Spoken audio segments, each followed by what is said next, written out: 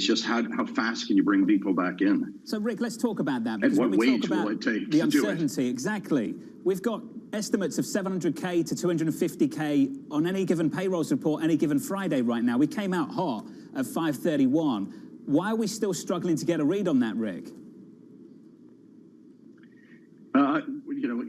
It is wholly dependent on how many people are coming back in, and can you source those jobs. I mean, you look at the JOLTS data, you look at the claims data, you look at all the job openings data. And then, by the way, you look at individual companies, particularly in retailing, et cetera. I mean, you just can't hire enough people. And so the only ambiguity is how many can come back in and how much does it cost? By the way, not just wage acceleration, but benefits, work-life balance, et cetera. It is, I think it's the hottest job market. And I think I said this on your show last month. Yeah. I think it's the hottest job market, since World War I. It's impressive. Mohammed, can you respond to that? Yeah, I think the problem, John, is not what's happening in the labor market, it's what's happening outside the labor market. We are still missing 4 to 5 million workers. They haven't gotten back into the labor force after COVID hit. And the big question is how do you attract them back in? What does it take? Does it take a lot higher wages? Or does it take as well, and I want to stress as well, because it will take higher wages, does it take as well progress on childcare, progress on other things that are keeping people at home? But the key issue is we need that labor force participation number to go up. Wages. Let's talk about wages and the broader story and bring in Michael McKee. Morning, Mike. Good morning, John. Well, wages did go up during the month of October and pushed the year-over-year number. We went up 0.4. We push it to 4.9%. So if inflation's running just over 5, workers are catching up. It is a short-term number, so it's not going to make a huge amount of difference. But certainly, with the problem we have with the number of people who are participating in the labor force, maybe this will draw more people in because the news was so good. We got, as we've mentioned, 531,000 in October, but September was revised up to 312,000. So the numbers have been better than people thought. You look at the unemployment rate, 4.6%. Well, there are only 104,000 more people that came into the labor market. 359,000 got jobs. So we are, at this point, going down for the right reasons. This is what the Fed wants to see, even though the minority unemployment number's not as good. We've talked a little bit, you guys were talking a little bit about the numbers in terms of big changes, 496,000 in services, and eating and drinking alone, 119,000. Healthcare, that's always one of the bigger ones, and it was weak the last couple months, now up to almost 47,000. The one joker in the deck, 64,500 education jobs at the state and local level. And the Bureau of Labor Statistics says that this is a mystery. They say recent employment changes in public and private education are challenging to interpret as pandemic-related staffing fluctuations have distorted the normal seasonal hiring and layoff patterns. So they're not really sure what's going on. You can take a look there. You can see the problem with the fact that we are not back in terms of either employment to population or the participation rate. So there's still a ways to go, but we're definitely going in the right direction here. Mike, thank you. Chairman Powell wants to wait. Mohammed, I want your view on that. Not what just you think the Fed should do, what you think they will do. Can you walk us through the two things? Yeah, I think the Fed will wait. They will argue that they need more data, and they will continue waiting. You know what I think they should do. I've been quite insistent on this. It's not clear to me why we need to continue to run monetary policy so hot. It's not having much of an impact on the economy. The economy is doing just fine, but the collateral damage it's creating, the unintended consequences that are resulting are spreading. So I think that they should have been more aggressive in terms of forward guidance on rates. But this is a Fed that's going to wait, and I fear is going to fall behind, and we risk a pretty big policy mistake. What do you think acting now would achieve? And when I say acting now, Mohammed, what would that mean? Pulling back more aggressively on QE, teeing up a rate move, what would it be? So it would be signaling that a hike, an interest rate hike, is likely to happen in the middle of next year, if not earlier. And I say this because the argument is always, as you put it. What about the other one, John? Why are we still running emergency monetary policy that continues to boost asset prices, that continues to price Americans out of the labor market, that continues to worsen wealth inequality, and that does nothing for the economy? Why? That's the question that should be put on the table. Rick Reeder, why? Listen, I agree with Mohammed. I mean, we talked about for many months on your show. I think they should have started earlier. But I think there's something important now. I think what they're doing, they've opened the window, and they can actually truncate, taper somewhat. My sense is they're going to be slow in terms of doing it. My sense is they're going to start raising rates probably around September of next year. I think the market got a little bit ahead of itself, pricing in three hikes in 22 earlier this week. I think they're going to go. I think they're going to be deliberate. But I think the key that we heard this week is the built-in flexibility. As Mohammed said, I mean, the risk to the system is you're creating overheating prices. The risk to the system is you get too much liquidity in the system, creating excess. Start pulling it back. They've opened the door to doing that, which I think is important. Listen, could they do it a bit faster? Yeah, I think so. But at least the door's open, and we're moving in the right direction. Well, let's talk about allocating capital, Rick. We'll catch up with PGIM's Mike Collins later in the hour. This is what he's got to say about things at the moment. Overall, markets seem to have drawn a pro-growth conclusion from the press conference with Chairman Powell, perhaps to some degree stemming from the chair's comments that rate hikes would only be considered after full employment had been achieved. It's an interesting moment right now, Rick, for this market. The data's tremendous. I look at the ISM earlier in the week on the services side, payrolls this morning, and a chairman who remains patient. Even if you're worried about pockets of froth, maybe something worse, how difficult is it to pull away from this market, Rick? So, John, you bring up a point that is incredible. So, always people ask, what's right, the rates market or the equity market? They are both right in that they're pricing, and there's so much liquidity in the system. The liquidity is immense. The pension fund demand for long end interest rates is immense. The front end and to the belly demand from banks in the yield curve is tremendous. Listen, I think the growth is durable. I think the consumer, I think one of the things we learned this week, Jonathan, I mean, look at these retailer numbers. Consumer is durable in terms of the strength of demand. Listen, I think it promotes the equity market higher. And I think you've got a Fed that's going to be exactly what you described it earlier, that's going to be deliberate. And by the way, there's a natural demand for yield and a natural demand for these income producing assets that is extraordinary. I mean, the 10-year note's priced wrong. And I think we're at the low end of the range, although I don't think rates are going much higher in this paradigm because this organic demand, the liquidity, the demographic, the pension fund systems that's now fully funded, it's going to keep rates contained. And I think where you see the money flow, like you see in flows every week, is monies will keep coming to equities. I want to pick up on that final point. I heard from JP Morgan's Bob Michael earlier in the week. Take a listen to what he had to say on the Fed pulling back and what it would mean for this bond market. When you look at the negative real yields across the curve, they're too dramatic. Whether you want to use the word normalization or just restoring the bond market to bond market participants, either of those are fine with me. I think yields in the long end are going a heck of a lot higher over the next couple of years. A heck of a lot higher over the next couple of years. Now, Rick, you've doubted the limits of that. You're talking about the limits of that move. Mohammed, can I have your view on that too? I look at Rick and I say, Rick, I'm really glad that it's you who's navigating through this fixed income market and not me. I think navigating through the equity market is a lot easier. We've seen the amount of technical moves in the fixed income market. With all this liquidity sloshing around, it is very, very difficult to take a fundamentally based view and apply it consistently. And those who have tried have gotten hurt. Mohammed, we were all hoping for a big return. Your presence back in the bond market. You're saying you don't fancy this right now? No, I leave it to Rick and to my friends at PIMCO. Mohammed Al-Arian, Rick Reeder, sticking with us, I'm pleased to say. Coming up on the program, Democrats feeling confident about the fate of its economic agenda. Democrats are closer than we've ever been to finalizing and passing legislation to achieve President Biden's Build Back Better agenda. I'm told it's another big day down in D.C. We'll get to that next. This is Bloomberg.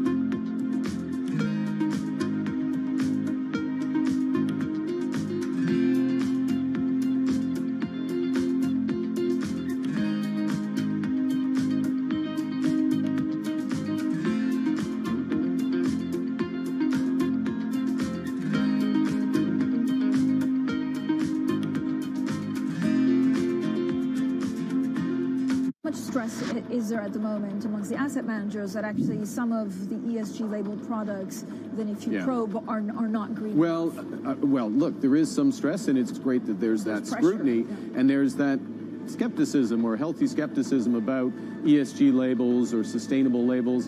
And that, again, is one of the reasons we're having this ruthless, relentless focus on net zero, because in the end, look, we can't stabilize the climate unless we get to net zero.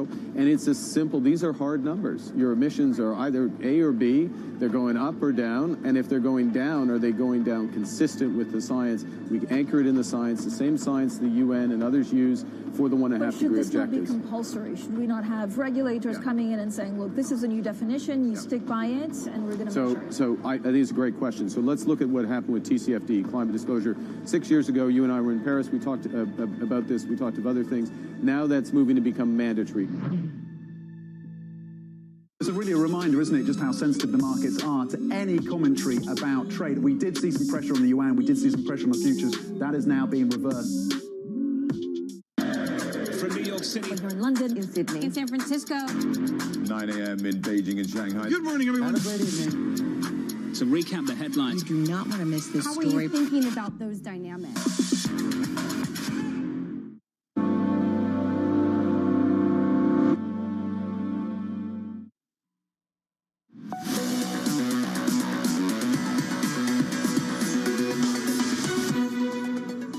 Pass both bills, but in order to do so, we have to have votes for both bills, and that's where we are.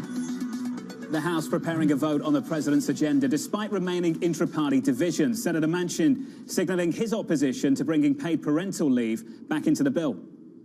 I don't think it belongs in the bill. They're just pushing him left. People are pushing him further left, and that's not Joe Biden. For more, let's bring in Bloomberg's Anne-Marie Hordern. Morning, Anne-Marie. Good morning, John. Yesterday, we had the president making calls to House lawmakers to saying when these bills show up on the floor, please vote yes. And potentially, that is what we could see done today. But we should note these are two separate bills. So first off, if the House votes yes on the hard infrastructure bill, that's going to be a huge, very welcomed win for this president who has been sinking in the poll numbers. And that would go directly to his desk. The second bill, and the one that you're talking about, correctly so, has a little bit more of infighting within the party, is, of course, the social spending plan, about $1.75 trillion worth. Speaker Pelosi had added in those 4 weeks of paid family leave. But even if the House votes on it, Senator Joe Manchin and other senators are saying that there are provisions in there that they do not agree with, whether it's SALT, whether it's paid family leave. We just don't know yet. And Senator Manchin also saying the fact that the House is working on their bill, that's fine, but we're going to work on ours. So potentially hard infrastructure gets a win today, but even if the House advances the massive social spending and tax bill, that will go to the Senate for markups and then back to the House. You can see how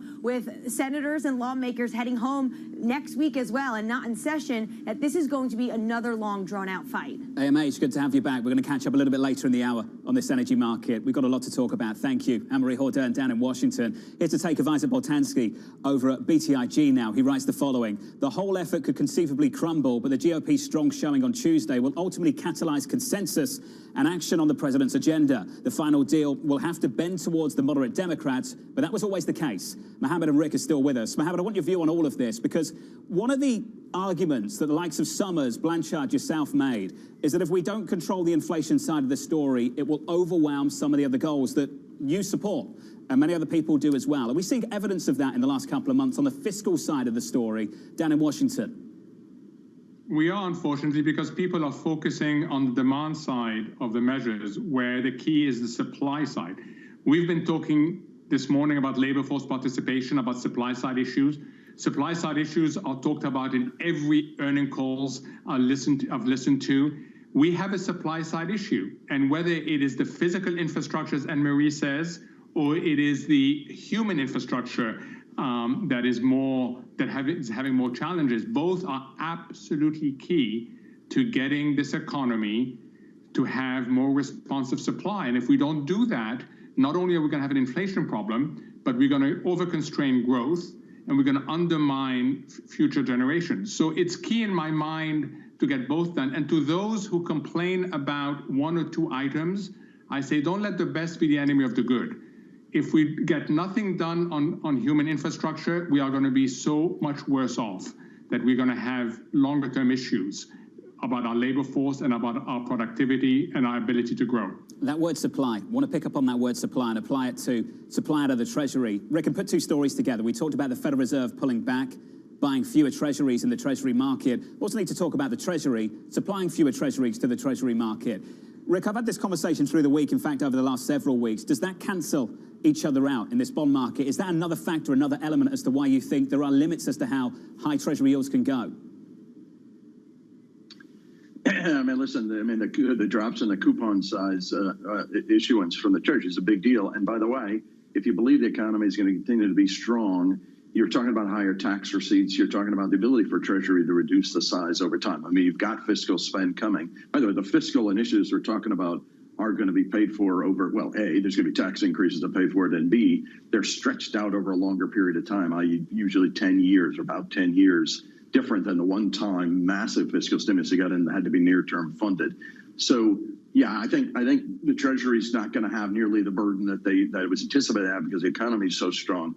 And listen, I mean, I think people underestimate. If you go back, I think we talked about it last time. If you go back and look at the UK, we spent a lot of time talking about the UK this week. But you think about the UK and their pension scheme over time, you know, because of the regulatory dynamic there and because of the funding of long-dated Treasury gilts.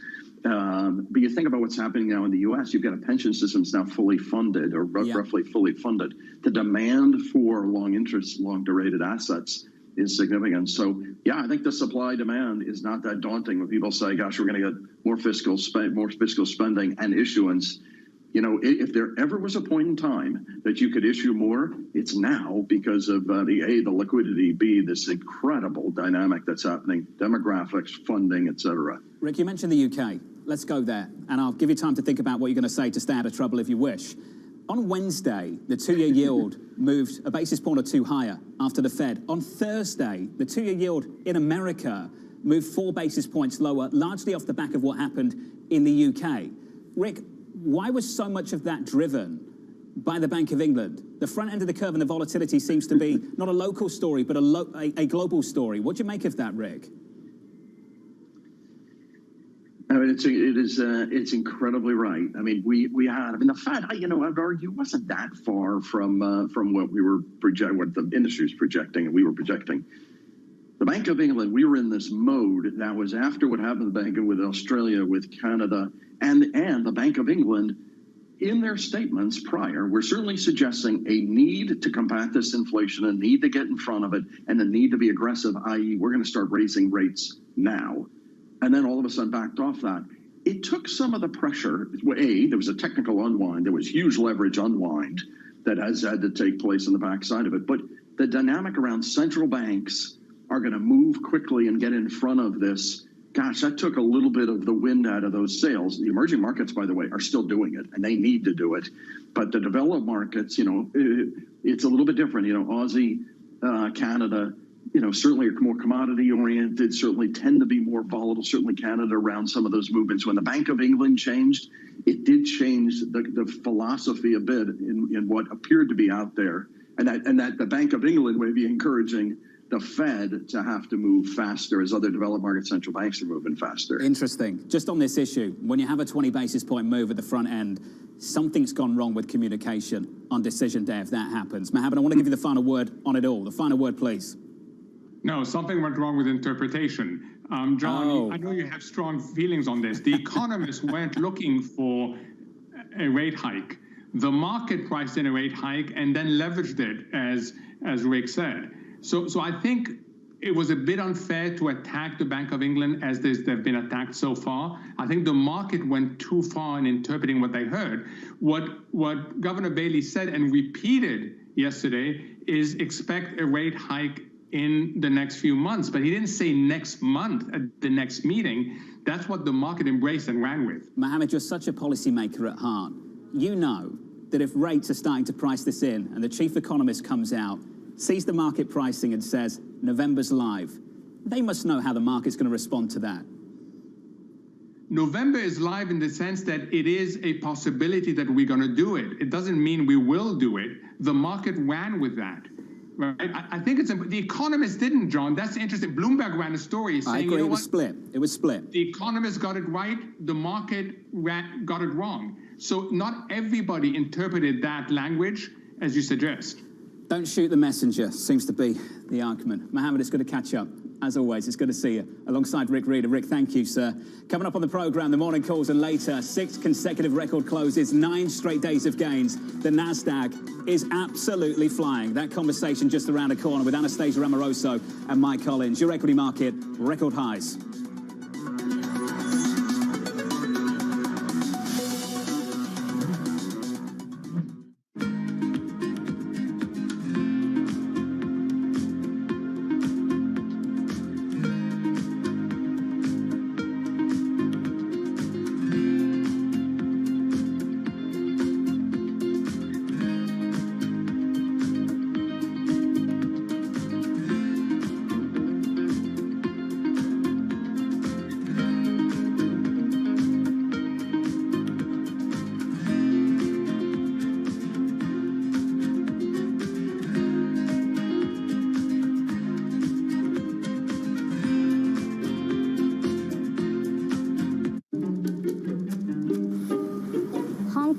Its top spot as Asia's busiest airport in 2020 when passenger traffic slumped 88% from 2019. The lack of a domestic market and strict COVID rules have made for a slow recovery, and walking through the airport, the majority of F&B outlets and shops do remain closed. Here in the departure hall, long stretches still remain boarded up in areas where you would typically see throngs of passengers waiting to board their flights to destinations across the world. Only 2 lounges do remain open to travelers, one operated by the Plaza Premium Group and the other by Cathay Pacific, down from the 12 that are usually open here at the airport. Unfortunately, when COVID had hit, we had closed a lot of our lounges and airport hospitality services. We're cautiously optimistic with the growth. COVID certainly has forced a rethink of strategy to be nimble in the face of policy uncertainty during the pandemic era.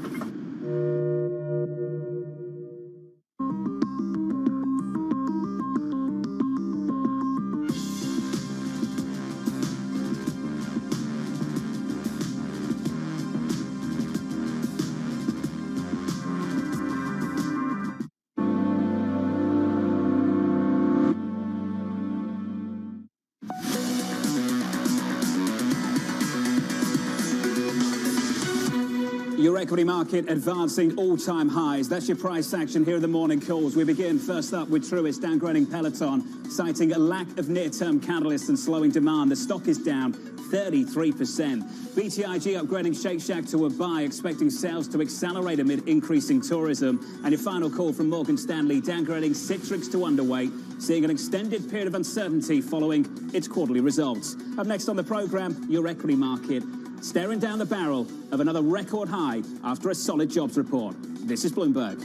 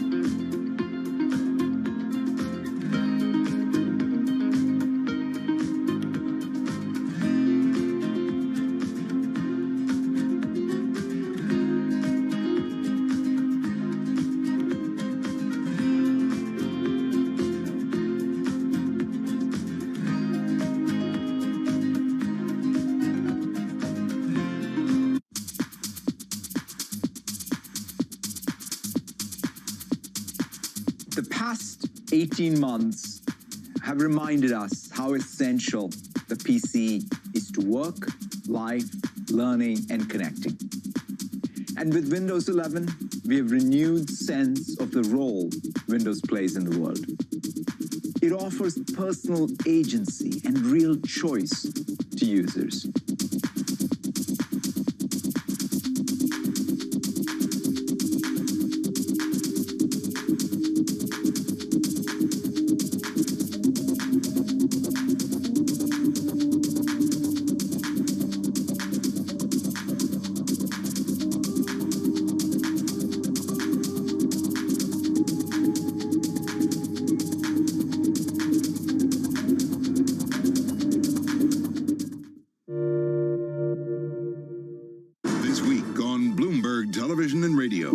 verge of a disaster. Join us live from Glasgow for coverage of the COP26 Climate Change Conference. People are beginning to build some momentum, I think. The question is, will it be enough?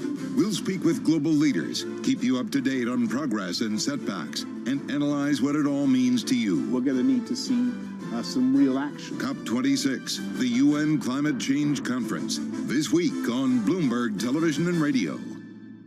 I think what we've seen during this period of time is that communicating via video is not a fad. We are using it in all aspects of our lives, for work, for learning, for communicating, for staying in touch. This is a market that over the past few weeks has made it clear it wants to go higher. It got a little spooked by the idea that geopolitical tensions are rising.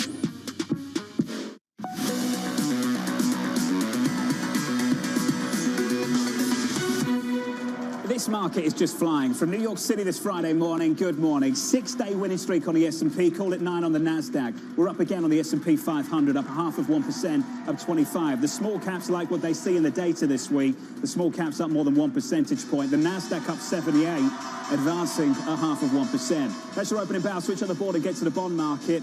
In the bond market on 10s, yields in 4 basis points, 148.79. Some calm out there, a break of 50 again, 150. In the FX market, euro dollar down, -2, 115.31. That currency pair, -0.2%. And a lift in crude, back through 80, $80.05, up by 1.56%. In this market, we've got to talk about more all-time highs, and that winning streak continues to 7. The S&P 500 up 0.5%, top of the pile. Industrials up 1 percentage point. Energy up about 1.02%. Bottom of the pile, healthcare down by 0.75%. With me to break this down, I'm pleased to say, PGIM's Mike Collins and Anastasia Amoroso of iCapital. Anastasia, let's get straight to you. This equity market is flying. Do you like what you see? I do like what I see, but at the same time, some of the moves that we've seen in the markets have been parabolic. And for example, in the very beginning of Q4, we've been flagging that Q4 is going to be typically ends up being seasonally strong. 78% of the time it's higher, and on average it's higher by 4.5%. Well, we are already just a month into the fourth quarter, and we're up about 8.5%. And we still have almost 2 months to go till year end. So I think it's been a very impressive rally, but it's happened very quickly in the month of October. So near term, John, I have to say that this does give me a little bit of pause. I think we are due for some sort of a breather in some of the sectors that have done exceptionally well, which I still like fundamentally, like semiconductors and energy and real estate. By 3.3%. Mike Collins, I quoted you earlier. This was the quote. Overall, markets seem to have drawn a pro-growth conclusion from the press conference with Chairman Powell, perhaps to some degree stemming from the chair's comments that rate hikes would only be considered after full employment had been achieved. Mike, the data this morning, pair that with the commentary from the chairman and why this equity market keeps flying through all-time highs. You know, Jonathan, and the jobs number and the chairman's comments aren't the half of it. I think this news actually from Pfizer and on the COVID side are a game changer, right? I mean, this is a real positive for the supply side of the economy and the demand side, right? I mean, we've been talking about, you know, real rates are probably fairly valued at -1%, but it's the inflation expectations that were elevated, right? And now they're starting to come down, and you see this drop in long-term interest rates today, which isn't a surprise to us, right? Because the opening up of the supply side with the job market continuing to heal and the COVID thing really reaching an end, I think, is a super positive for the markets, and risk assets are on fire today, including the credit markets. Well, let's talk about that single name. Pfizer up by 8% in early trading. Our reporter Robert Langrath talking about this, reporting on it for us. Pfizer saying that its COVID-19 pill reduced hospitalizations and deaths in high-risk patients by 89%. Anastasia, you might not want to comment directly on the name, but on the broader story, there was a hope this time last year we could reopen and get back to whatever normal is. Do you share that hope for next year? I think we all share that hope for next year, but it does seem like it is a lot more realistic for next year. So not only do we have vaccines for the adult population, we have the vaccines that are now approved for the 5 years old and plus population. So that's really key. And then the fact, to Mike's point, that you can keep people out of hospital if they're not vaccinated by virtue of this new treatment, that's really, really important. And when we look at the recovery trade, the reopening trade, as you know, a lot of progress has been made on the recovery recovery in domestic travel, for example, but there's still a ways to go when it comes to international travel and it comes to business travel. But what I'll tell you, I'm seeing anecdotally on the ground, a lot of businesses are getting back to work. They're getting back to events. And I think all of this news around the vaccines and around the medicines, that's only going to strengthen that momentum. Saw a lot of analyst action around the name Peloton. We talked about Truist earlier this morning, about 10 minutes ago, downgrading Peloton to a hold after earnings, citing a lack of near-term catalysts and slowing demand. I mean, that really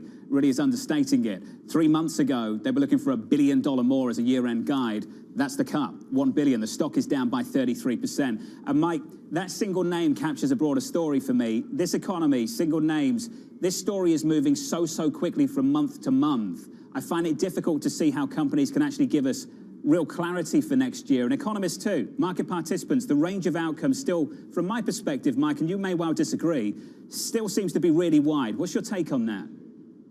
Yeah, the single name story is really what's happening here, right? As we shift, Jonathan, from this demand for goods, which has been going on for a year and a half now, back to services finally, right? This is something we've been expecting for a long time, and we've been wrong, frankly, but it's happening now. And again, with this positive news on COVID, I think it's going to accelerate over the next 6 or 12 months. I'm taking my first real business trip to a conference in a week from now, right? Flying across the country. So it is happening, to Anastasia's point.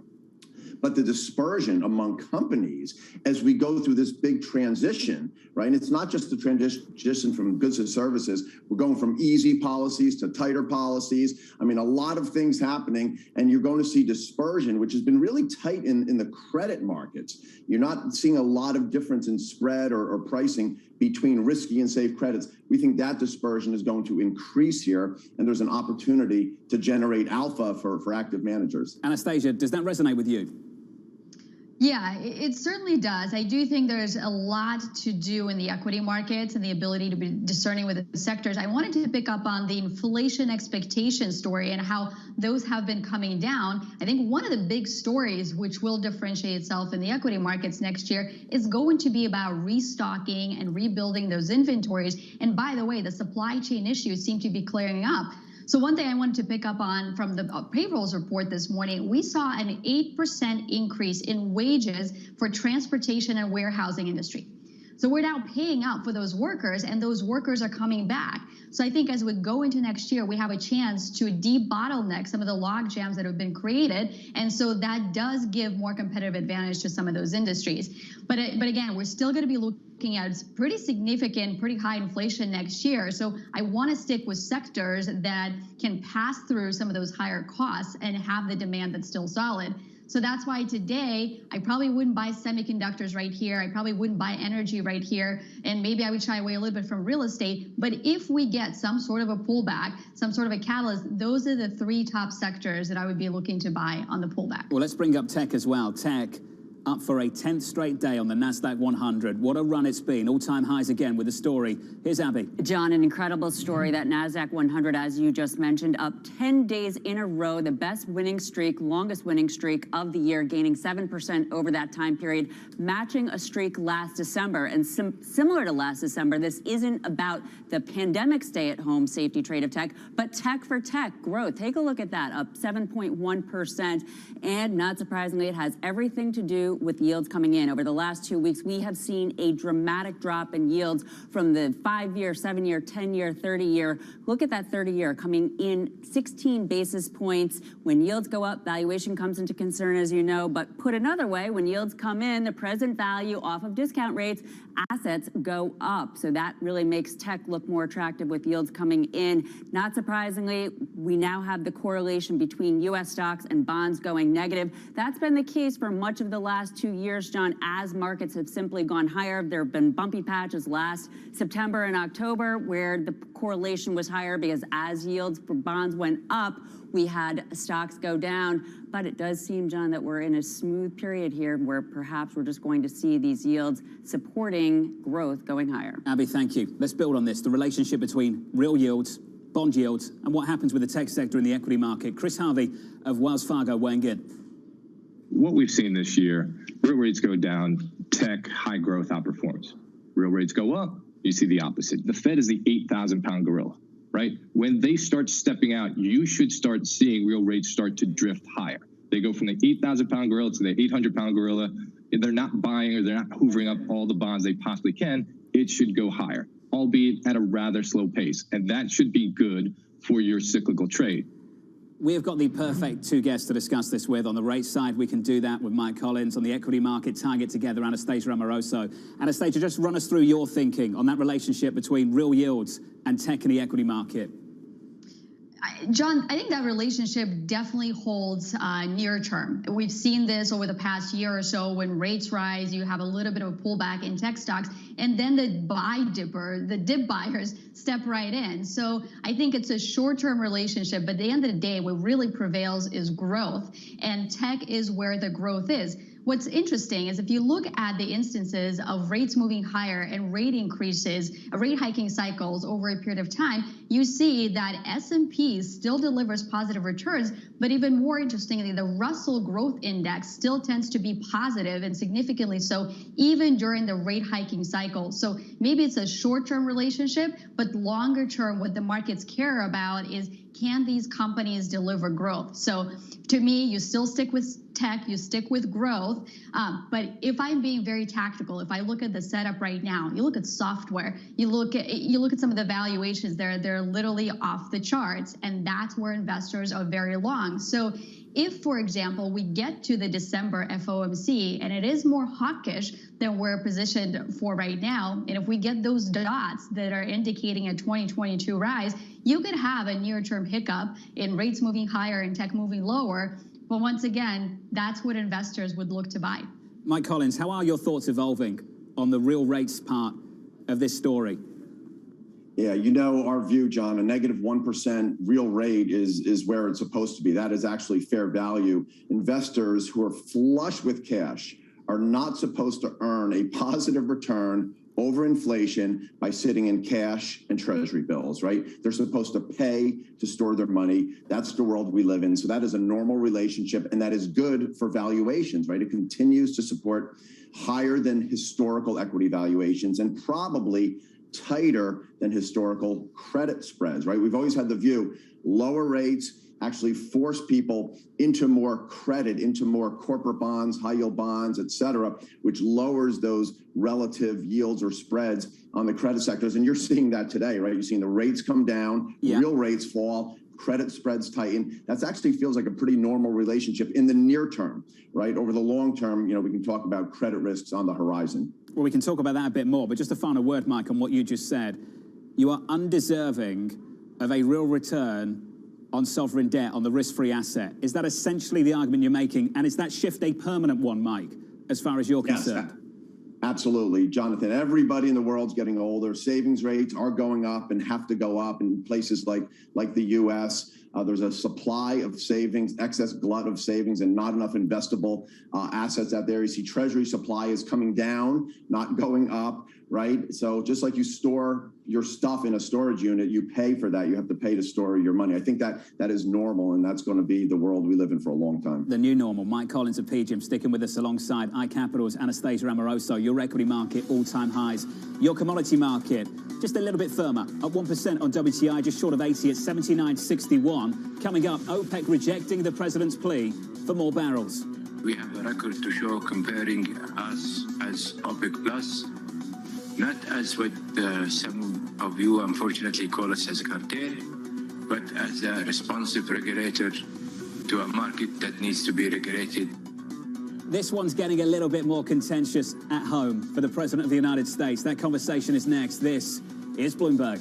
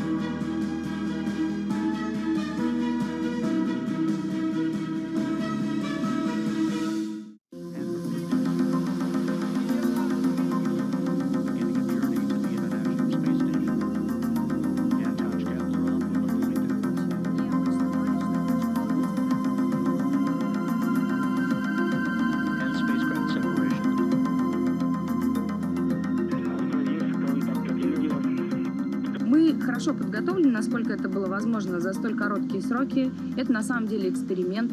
Поэтому мне не хочется употреблять такие слова, как страх, боязнь и все прочее. Мне хочется говорить, что это очень волнительно, но одновременно и радостно, потому что, ну, вы же понимаете, как мало людей вообще там были. А у нас есть возможность полететь в космос, и не просто полететь в космос, а сделать там то, что мы умеем по-настоящему хорошо делать на Земле. Это снять кино.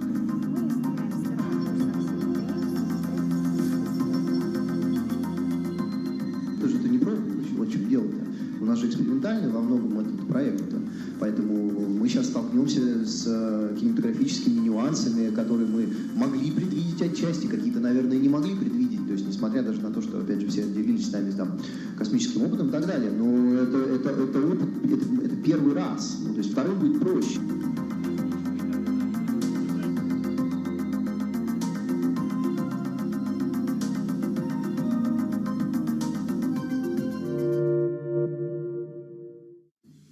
Just finishing what you were saying, Tom. November 3rd is when the decision is. Just in case people got confused, I will. Just one more story, Tom. Yeah, thank God for that. We're at 137 right now into weakness. Is this where they play the music and the Academy Awards? Is this it? Do I thank my mum again? Are you in charge of this? Is she the only one? Kill the music. You know who's in charge here.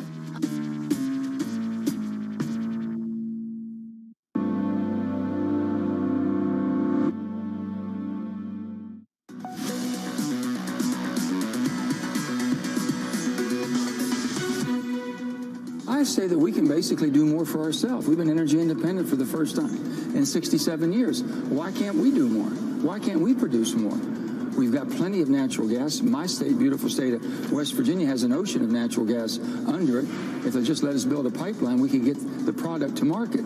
And why don't we do more drilling? And why don't we do more, basically, production in the United States? I'm not depending on OPEC. I'm not depending on other countries for my energy anymore. We know how to do it. We have the technology.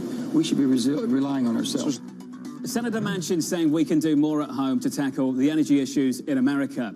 Secretary Granholm had a different reaction.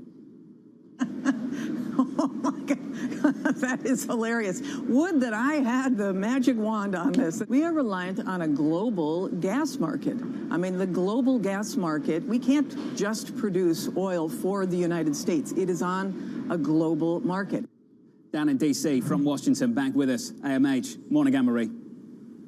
Good morning, John. Energy story is really heating up here in Washington. Two things really to take note of. First, OPEC Plus, led by the leader, Saudi Arabia, which is an ally of the United States, have pushed back, and they're only going to modestly increase production, the 400,000 barrels a day, not what the U.S. was looking for. And this comes off of the president's European trip in Rome and Glasgow, where he said constantly that it was up to OPEC Plus and it was their fault that they need to produce more. On the second hand, when you spoke to Secretary Granholm, she said at $80 a barrel, why are oil companies in America not incentivized to do more? Well, the president's first day in office, Jonathan, he killed the Keystone Pipeline. He also imposed limits on federal drilling. Now, experts will say that potentially didn't move the needle too much, but the fact of the matter is that the fossil fuel company, oil and gas companies, do feel like the rhetoric from the White House is creating a little bit more of a hostile environment. At the same time, you had a price crash in 2020, and shareholders want returns. That's what they want. And Scott Sheffield from Pioneer basically said that yesterday, saying that the shareholders want returns now. And if the President of the United States wants to see more production, he's going to have to influence those investors that now is the time to wanting to put money back into this industry. For people who missed that interview with the Pioneer CEO and Alex Thiel, take a listen to what he had to say. The president is realizing all the efforts when he came into office of stopping offshore leasing, stopping drilling on federal leases offshore, New Mexico, both in the Bakken, in the Powder River. It's starting to backfire some. He's got to back off his rhetoric on federal leases going forward.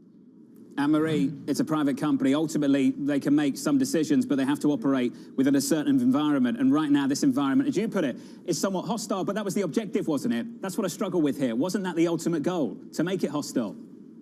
So the president campaigned on moving the country along away from fossil fuels and towards renewable energy. You see that in his Build Back Better economic agenda. Those subsidies for fossil fuel companies, that's going to get cut and is going to go towards intermittent energy sources like solar, like wind. The problem is, Jonathan, is that the administration is dealing with obviously the world turning back on. We're all back in our cars, we're back to flying, and there is obviously demand supply issues happening. Also, the U.S. output is much less. At the same time, you have OPEC coming back online, but not as quickly. And you have seen a change in tone from this administration. And the president said that in Rome. He said it's not going to be a light switch. It's irrational to think that you are going to have just overnight a switch from oil and gas to those intermittent energy sources. The problem is that, as I've said and you've said, and you hear it from shale companies, the mood music coming from the Capitol towards these companies to want to invest more just isn't there. It's not optimistic.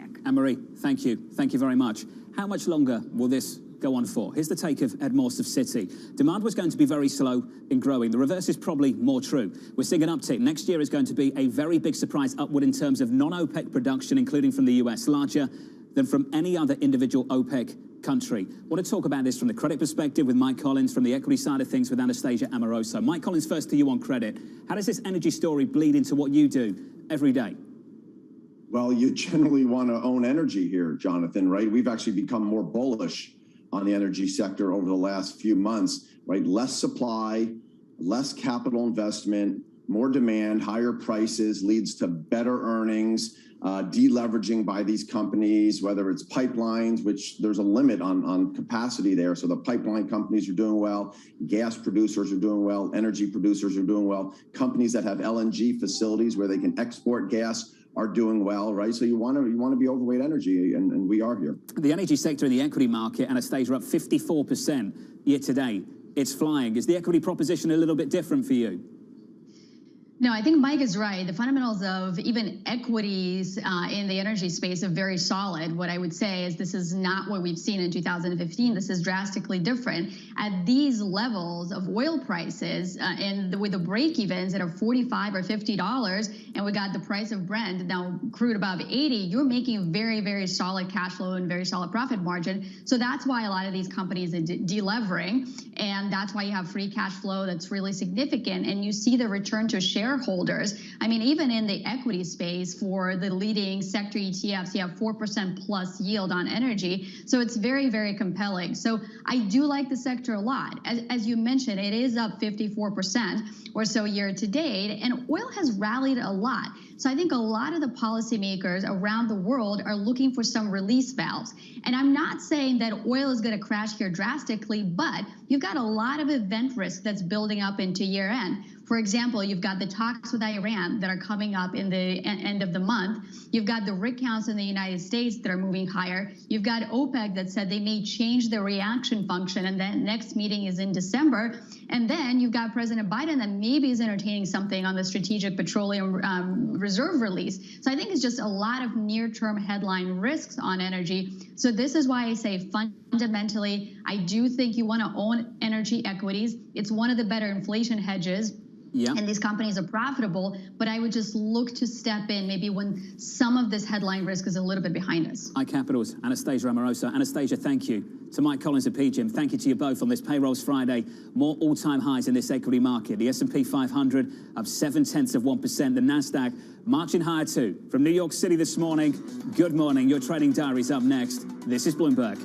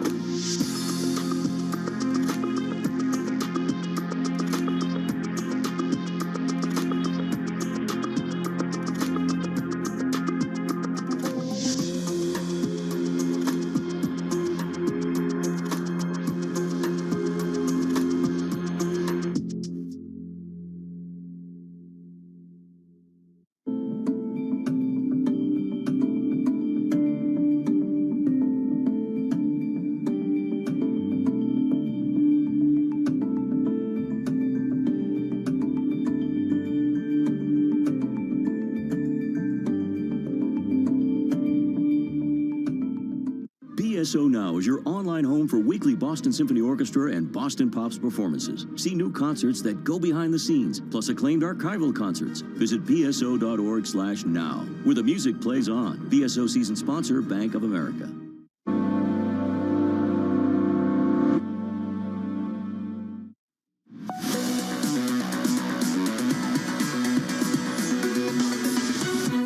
Look, so far so good in this equity market. What are we, 26 minutes in? An equity market that's fueled by better data in America, the ISM earlier this week, payrolls this morning, and a chairman pledging to be patient with loose monetary policy going forward. Equities up 0.7 on the S&P, 7 days of gains.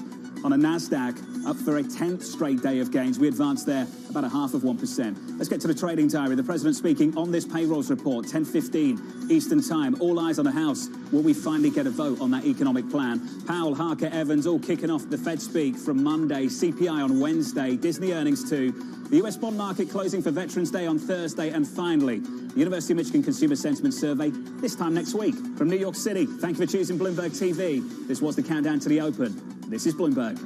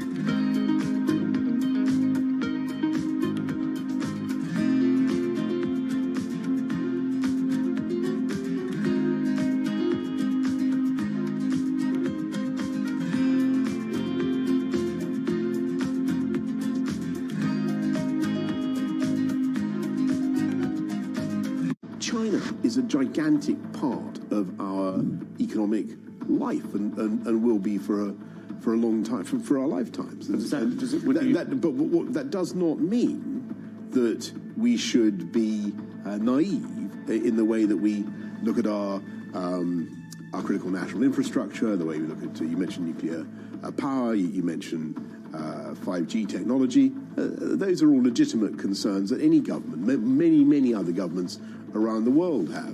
But I want to be, I've said this many times, it's worth repeating, I am no Sinophobe, very far from it. I think. Do you think you're the last Sinophile in the cabinet? No, I expect there are lots of. Look, China is a great country and civilization. What about wind power? Would you let them buy offshore wind power? That's infrastructure. I think you'd have to railways. You'd have to look at. You'd have to look at what was you're defining as strategic or critical. Bloomberg has enhanced search on the terminal to deliver what you need when you need it. Now, you can simply type phrases in everyday English in the command line. Compare financials. Find people. Analyze markets. You can enter phrases or ask questions. What do you want to know today? Ask a question or visit SearchGo to find answers now. You talk about hiring aggressively at the moment. Can you walk me through how challenging that is at the moment? How difficult is it to find the right people? Well, things have changed. Again, the world has changed under the pandemic, and you all know worldwide, you know what the challenge is with getting people back into the workforce.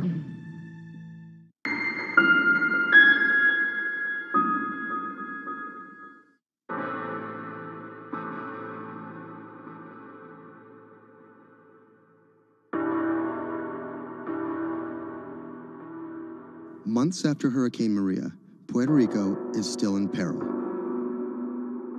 Huge swaths of the island are still without power, running water, or access to medical care. Experts estimate that it will take years before these services are restored island-wide.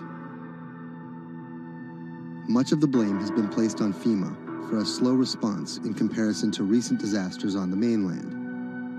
But recovery from a disaster of this complexity and scale has proven more challenging than anyone anticipated. And filling the gaps between an overextended public sector and a suffering populace falls on the private citizens.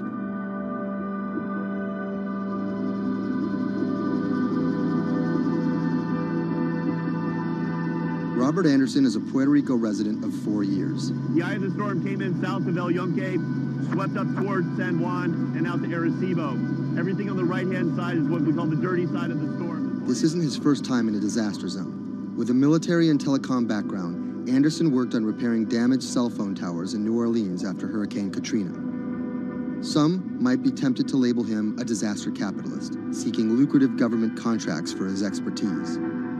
But as Anderson finds himself in the middle of a humanitarian crisis, he and his associates are developing a variety of pro bono recovery projects that target the island's hardest hit areas. I see two Puerto Ricos. We're here in San Juan. They have telecommunications restored. They may or may not have power, but basic services are in place. They're able to get food. They're able to buy things. They're surviving.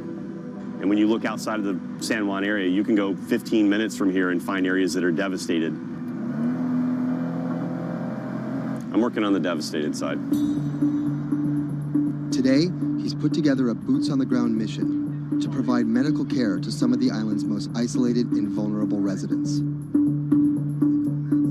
Steve Berenbaum is one of Anderson's business associates. He offered an extra car and a set of hands. So we received an initial report from a nurse that was out in the area. We're headed to the northeast region of Utuado for some people that are in need of urgent medical assistance. Dr. Sally Priester is a physician from San Juan. She filled a van with medical supplies at her own expense and brought along a team of nurses. Google Maps estimated our first destination to be a 90-minute drive. But it didn't account for obstacles like this.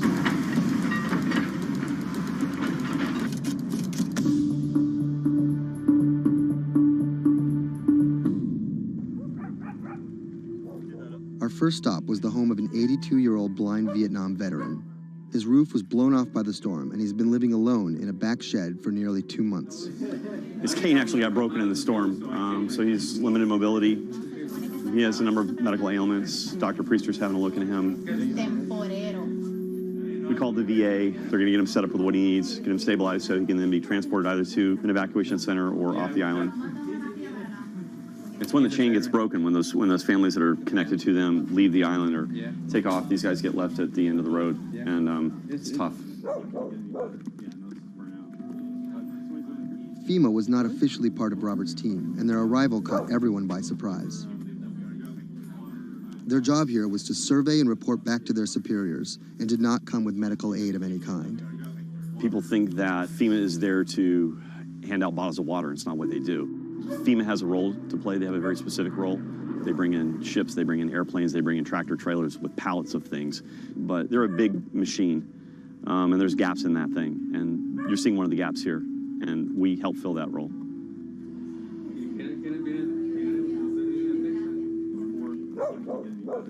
These guys are in a bad situation before, and now they're struggling for real basic things. One of the risks that you run is people going from fear to hopelessness. Those are the folks that we're trying to reach. And how are they reached? How are they even found? Word of mouth, mostly. And what's your role in all this? Ghost in the machine. I'm lucky enough to be able to communicate with folks in FEMA, the state of Puerto Rico. For a ghost, Robert makes his presence well known. Not only was he the de facto leader of the mission, now with FEMA in tow, he created his own maps to survey storm damage. So we're right here. And delivered them to FEMA HQ free of charge. I have pretty good reach. Perhaps that's how he managed to earn himself a coveted FEMA badge without actually working for them. And it's these relationships that allow him to operate more efficiently than an NGO or a government agency. We're able to resolve problems at a different level. Our next stop was on a mountaintop, a family of 11 struggling to care for their special needs brother in what was left of their house. Probably we are the first health team to come and visit this family. Muy bien, todo muy bien. The patient has Down syndrome. He is all day in bed. The difficulty with this is the patient cannot be alone. The most important thing is that you need to take care of the chronic disease besides disability, because they have been not going to a doctor, and no doctor has come in here yet. So we need a refill of this medication. After maybe 54 days, it's not getting better. And the only way that you can be able to see that is coming to the ground, drive, and see the people and talk to the people. You can see San Juan from here, but you can't get there. It's like the Emerald City.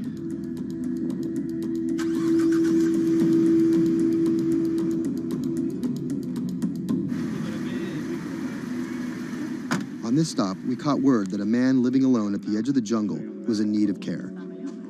So we decided to take a little detour, come up here and check out and see what's going on. One of the challenges is to find those people that are at the end of these roads that need help.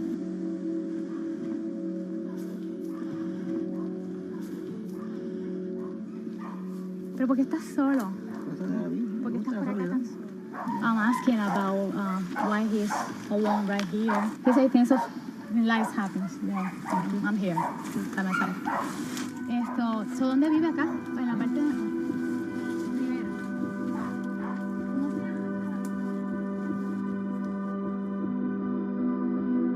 This is not a job. To do this, you need to have passion for what you can do. You're not going to get paid. It's said in disaster response and emergency response that the real first responders are your neighbors. You don't need to wait for a lucrative FEMA contract to go out and do good and to help the community. In the end, do you feel like you're making a difference? Lives you touch and people that you can affect. I don't really think about it in those terms. But why do you do it? It helps me sleep at night. I think it's as much for the people that are going out to help and do things as it is for the people that you affect. Whether out of altruism, or the lure of a paid gig, or some mixture of the two, Anderson hopes to stay here to help shape Puerto Rico's future. Puerto Rico's essentially been a colony for 400 years. It was treated poorly by the Spanish. It was not treated well by the United States when they first got here. Puerto Rico can continue in the way that it's always been, or Puerto Rico can rebuild itself like nothing that's ever been. And we have to do everything we can to make that real. That's the bottom line.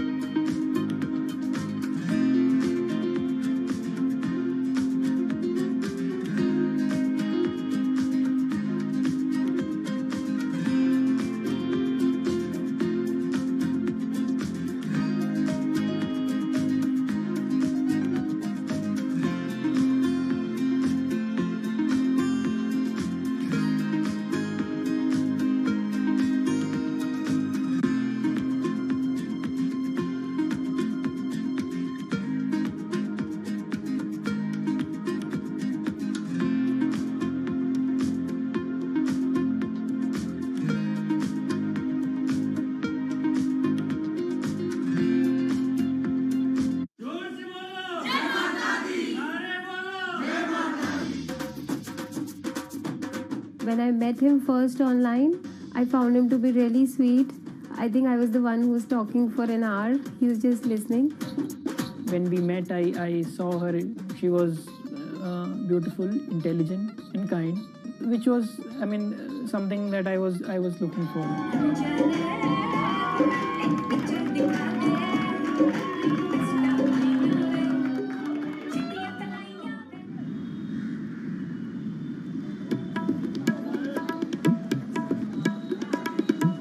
Anshu and Sumit are one of about 12 million couples that get married in India every year.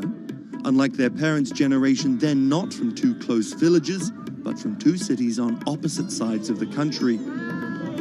And their love didn't start through community matchmaking, marriage brokers, or classified ads in newspapers, but began online. So we met through jeevansathi.com. So it's basically an online portal where we have detailed profile of different grooms and brides. It makes a lot of remote profiles who are located in distant areas more accessible. Thanks to growing internet and smartphone usage, matrimony websites and apps in India are starting to disrupt the matchmaking industry. More and more people are finding their partners at the click of a mouse. Jeevansathi.com, where Anshu and Sumit met, is one of the biggest players. Young Indians looking for love set up profiles including their caste and horoscope, but their criteria for choosing spouses appears to be changing.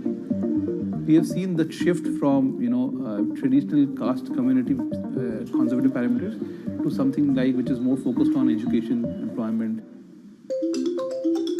Anshu and Sumit's marriage was initiated by their parents, but modern Indian couples like them have more input than previous generations. We looked up to them to agree for the proposal, but it was primarily our decision that we wanted to be with each other.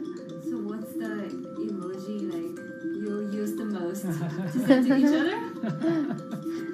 So there's a bear, which basically we use for indicating a hug.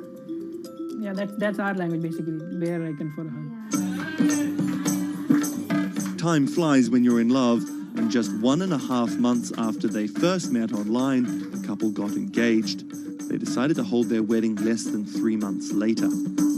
But planning a traditional Hindu wedding on such short notice is no easy task. The massive event usually lasts 3 days, has various ceremonies and celebrations, and involves the entire two families and hundreds of guests.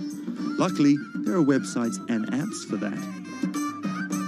We searched online, we got in touch with Wedding Brigade, and they helped us finalize the venue. And it makes the search faster and efficient. Startups like the Wedding Brigade are challenging traditional wedding planners in this $50 billion industry. It provides various services from booking banquet venues to buying wedding gowns. The website makes money by charging commission from vendors. People don't want to be limited to what is available around them. They want to know the entire range of options available before making a decision. And now it's easy to find almost everything on one portal.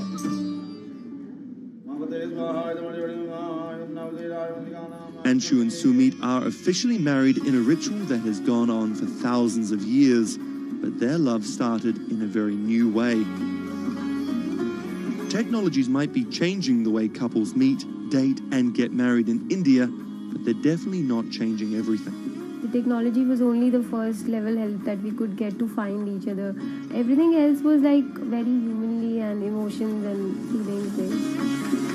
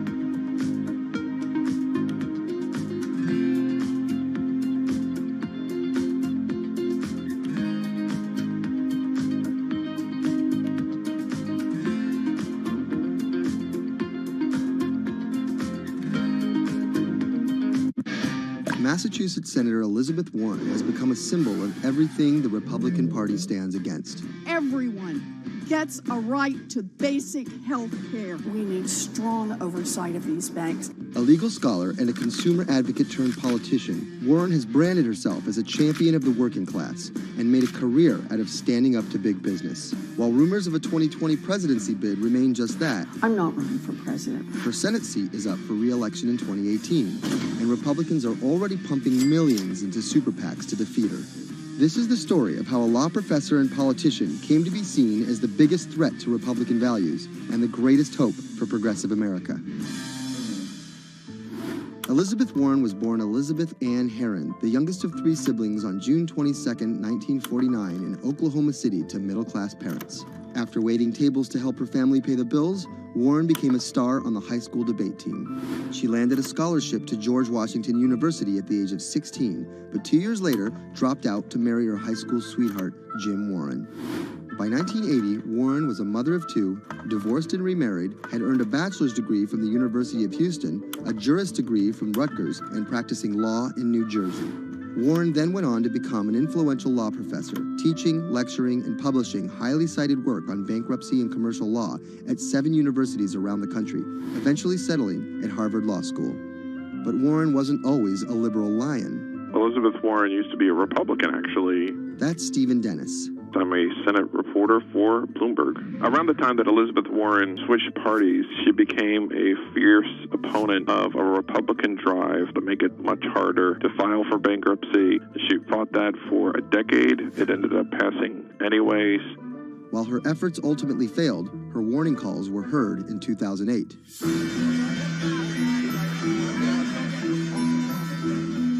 We're in the midst of a serious financial crisis. Our entire economy is in danger, and without immediate action by Congress, America could slip into a financial panic, and a distressing scenario would unfold.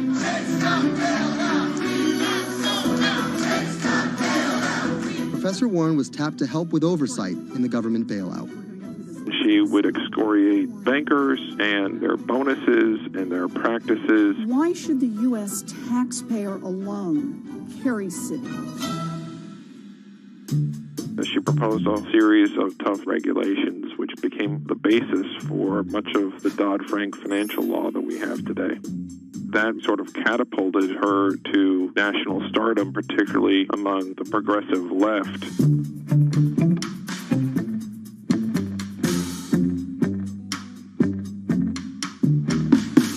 Encouraged by her newfound notoriety, Warren declared her bid for the U.S. Senate on September 14, 2011. During the race, her opponent Scott Brown tried to derail Warren by accusing her of falsely claiming Native American heritage, a controversy that earned her the nickname Pocahontas. Nevertheless, she was victorious and won the Senate seat by a comfortable margin. She used her new tenure to challenge everyone, from banking regulators and Treasury officials to members of Wall Street and Congress. I'm really concerned that too big to fail has become too big for trial. We need tough new laws to hold corporate executives personally accountable. No one should be above the law. She called for Wells Fargo CEO John Stump to resign for fraud, introduced the Bank on Student Loans Fairness Act, and reintroduced the 21st Century Glass-Steagall Act. In 2016, after staying silent during the Democratic primary battle, Warren finally endorsed Hillary Clinton and had some harsh words for candidate Trump. Donald Trump is a loud, nasty, thin-skinned fraud who has never risked anything for anyone, and that is just one of the many reasons he will never be president of the United States. But she was wrong. The forgotten men and women of our country will be forgotten no longer. Warren wasted no time resisting Trump's agenda. Have you ever managed or overseen a $1 trillion loan program? I have not. How about a $1 billion loan program? I have not. In the Donald Trump era, Elizabeth Warren has been playing defense and trying to prevent Donald Trump and his cabinet appointees from rolling back protections that she helped enact. Warren actually found herself rebuked by Mitch McConnell for reading a letter by Coretta Scott King about Jeff Sessions' record on racism during his confirmation. She was warned. She was given an explanation. Nevertheless, she persisted. That moment became something that's on T-shirts, bumper stickers, slogans, and that really galvanized a lot of support for her. It's been very hard for Republicans to get much of anything done this year, and that's at least in part to this resistance movement that Elizabeth Warren has helped champion. We are here to fight back. Enough of Elizabeth Warren. Like you. Millions of dollars are being funneled to defeat Warren in the midterm elections in 2018. But it's the rumors of a 2020 presidential bid that has further prompted powerful donors to fund her opposition, often using the same playbook of constant and ruthless ad campaigns that many believe helped Trump win in 2016. It's anyone's guess if she will endure what Hillary could not. You know, the question for Elizabeth Warren is whether she can go from being a liberal firebrand to somebody who can regularly get 60 votes for initiatives in the Senate and 218 in the House and drive an agenda, and whether she can bring together coalitions for political victories. That's the challenge, and we'll see what happens.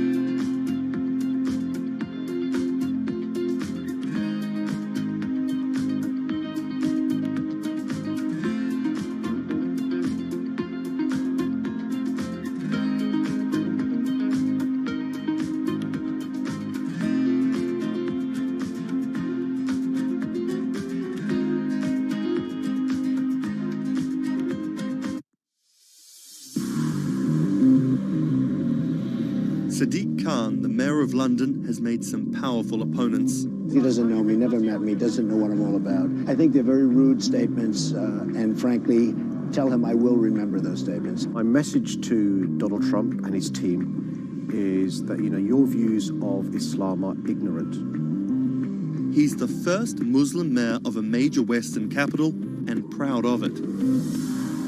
This is how Sadiq Khan went from the son of Pakistani immigrants to a lawyer, lawmaker, and now the mayor of London. Khan's parents emigrated from Pakistan. His father was a bus driver, his mother a stay-at-home seamstress. The 10-strong Khan family squeezed into a 3-bedroom flat in South London. He wanted to be a dentist, but TV in the 1980s convinced him otherwise. Objection! LA law with its swagger and ill-fitting suits caught Khan's eye. He graduated in 1991 with a degree in law from North London University and joined a human rights firm. Khan worked a number of high-profile cases, often clashing with London's Metropolitan Police Force. But he had bigger political ambitions. This is what being a new MP is like, squatting on a bench in the absence of an office, dealing with letters from constituents. Reports are just coming in of an explosion here in London. And there's just explosions, and then it was just smoke everywhere. Everyone's just asking what's happened. Only 2 months after Khan entered the Commons as a Member of Parliament, London was attacked by Islamist extremists. That day will stay with me for the rest of my life. He spoke out against the attacks both as a London MP and as a Muslim.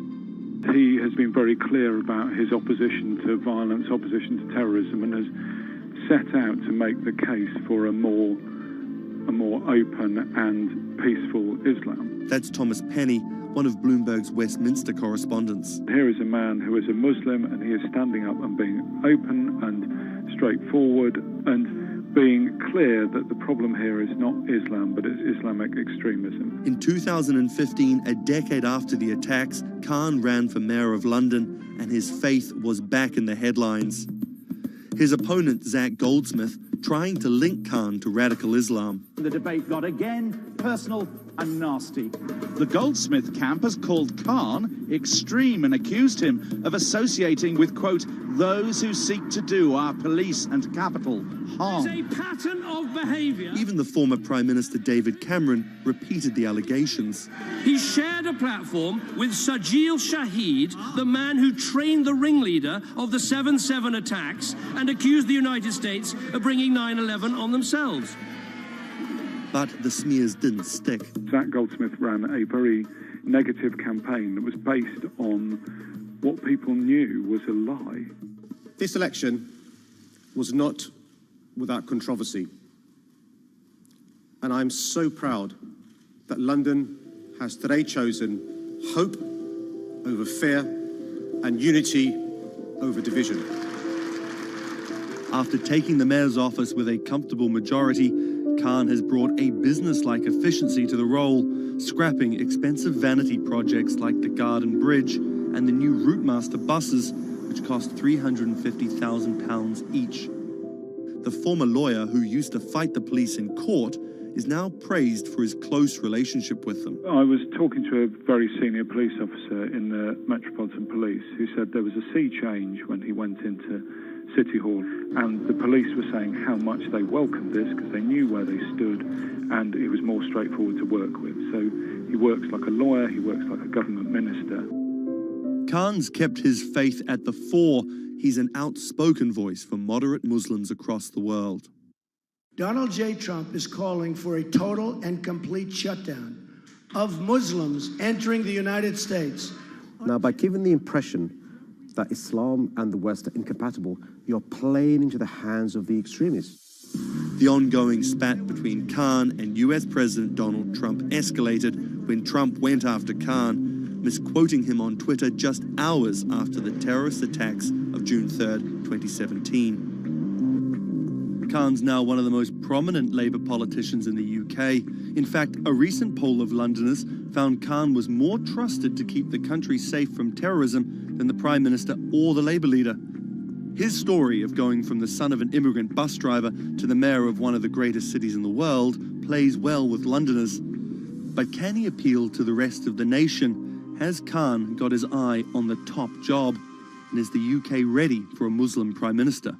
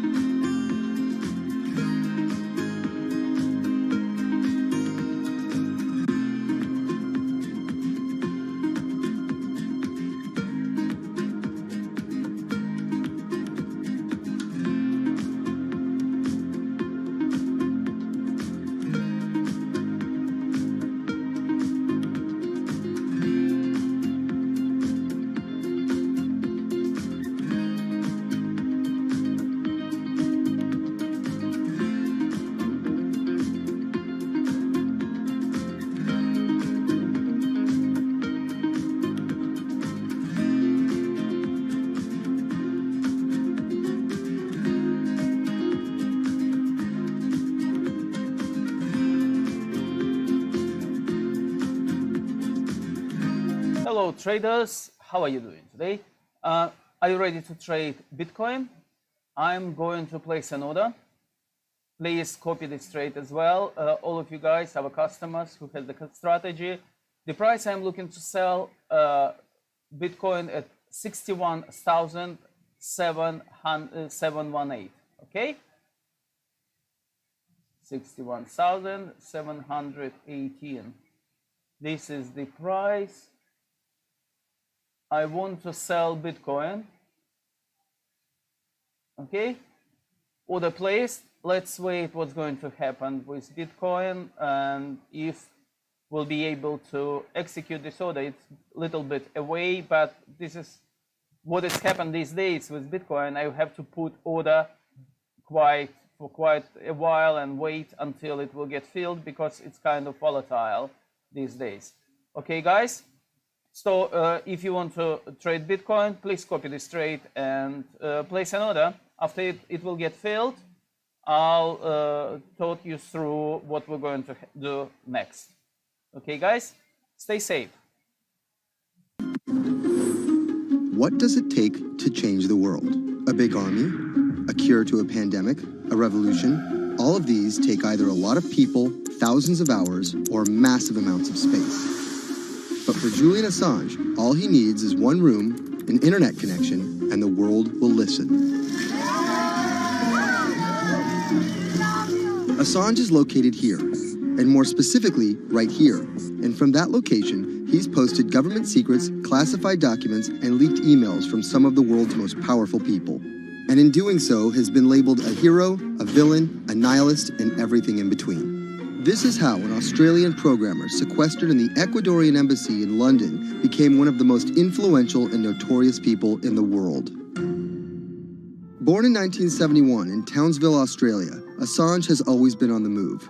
Living in over 30 homes by the time he was in his mid-teens, Assange, along with his mother and half-brother, finally settled down in Melbourne. His introduction to hacking started at 16 when he was given a Commodore 64, which he attached to a modem. He attended the University of Melbourne, where he studied programming, physics, and mathematics. He never graduated, but that doesn't mean he didn't get an education. By 1991, Assange hacked into the Pentagon, U.S. Navy, and other branches of the U.S. government. In 1996, he was caught by the Australian Federal Police and charged with over 30 counts of hacking and computer-related crimes. He didn't get any jail time, but he was fined $2,100. I think the first taste of what would come later was the hacking that he did as a young programmer, and that really sort of foreshadowed a healthy skepticism of the use and abuse of technology by governments. That's Vernon Silver. I'm a reporter for Bloomberg's investigations team. Assange's youth as a hacker laid the foundation for him to start WikiLeaks in 2006. But what is WikiLeaks? It's a website that posts unfiltered, usually classified documents. What separates it from every other media outlet is that they have no editorial hierarchy. With a publication like the New York Times, information comes in, they take that information, package it, then disseminate it for the public to see. WikiLeaks, however, cuts out the middleman.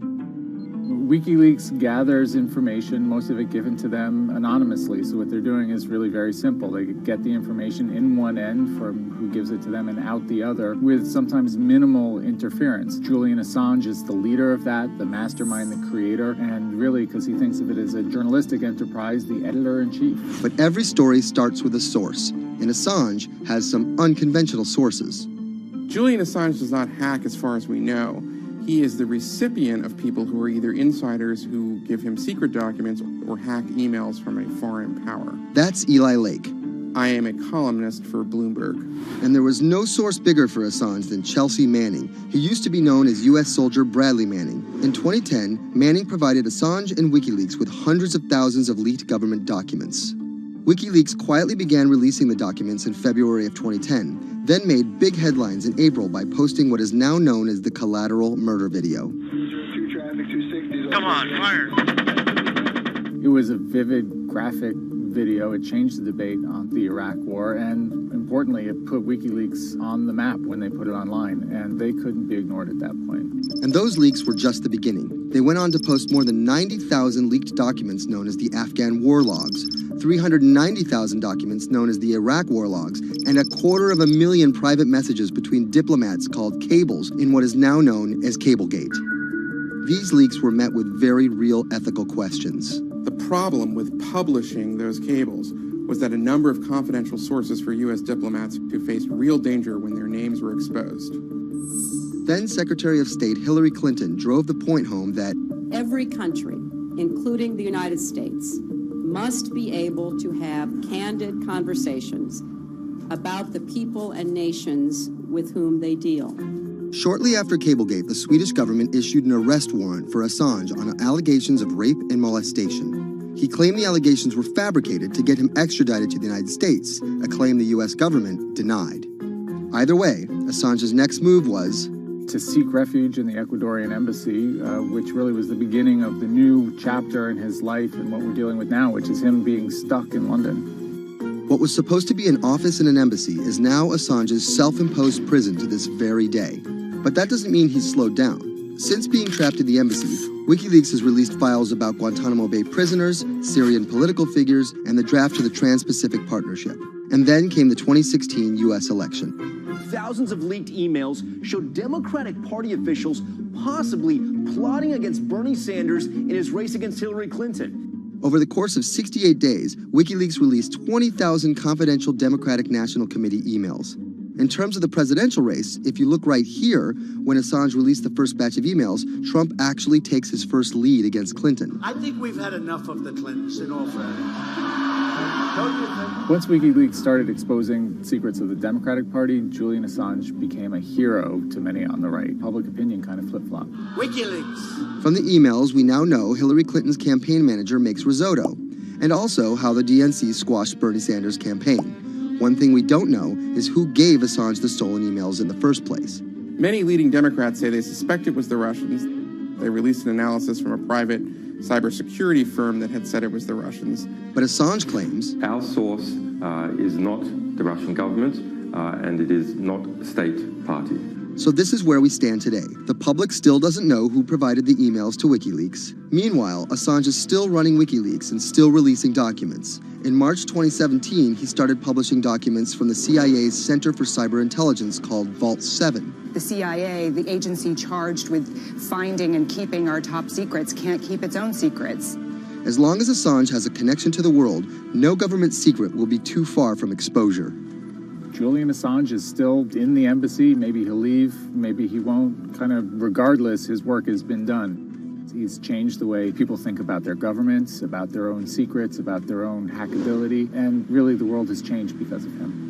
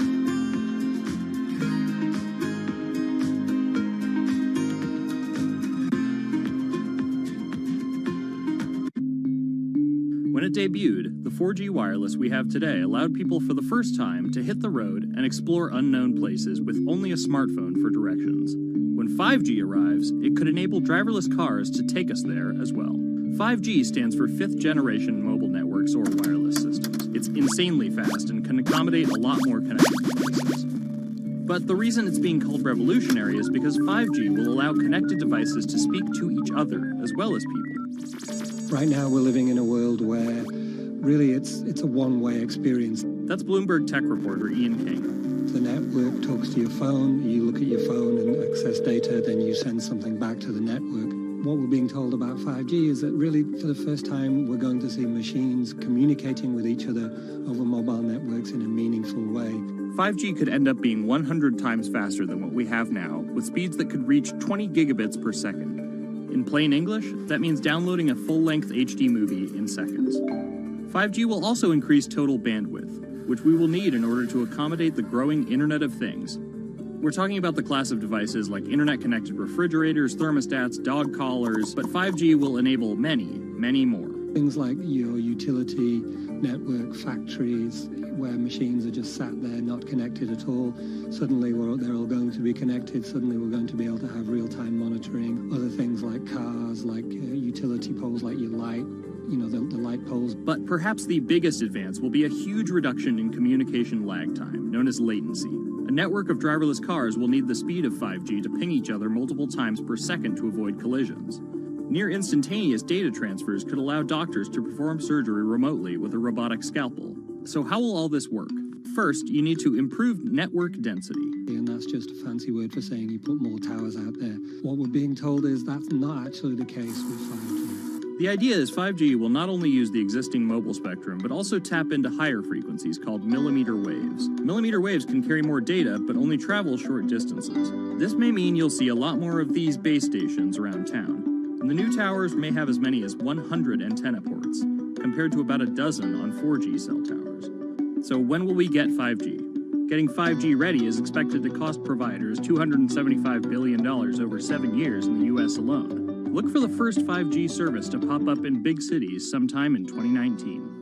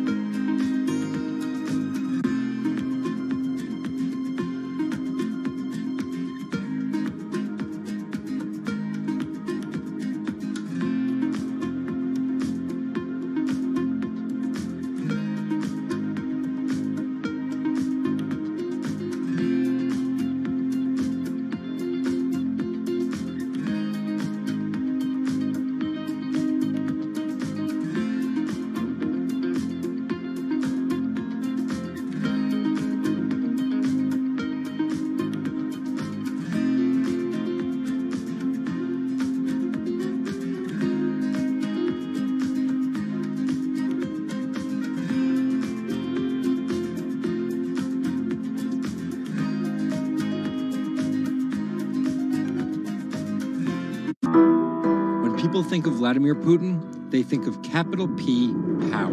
And that's exactly the impression he creates. Whether it's physical power, firing different weapons, riding in various James Bond-esque modes of transportation, or tossing hapless opponents in judo. Or political power, ruling his own country with an iron fist, crushing his political opposition, or, most recently, being accused of meddling in foreign elections for his own benefit. This is how Vladimir Putin went from a poor, tough kid in Leningrad to a KGB spy to the very symbol of modern Russia. Vladimir Vladimirovich Putin was born in 1952 in Leningrad, which is now St. Petersburg. His father was a factory foreman and his mother a homemaker. It is widely said that Putin's public-facing tough guy persona can be traced back to him getting into fights when he was younger, which paved the way for him to take up judo. After getting a law degree from Leningrad State University, Putin joined the KGB Foreign Intelligence Service.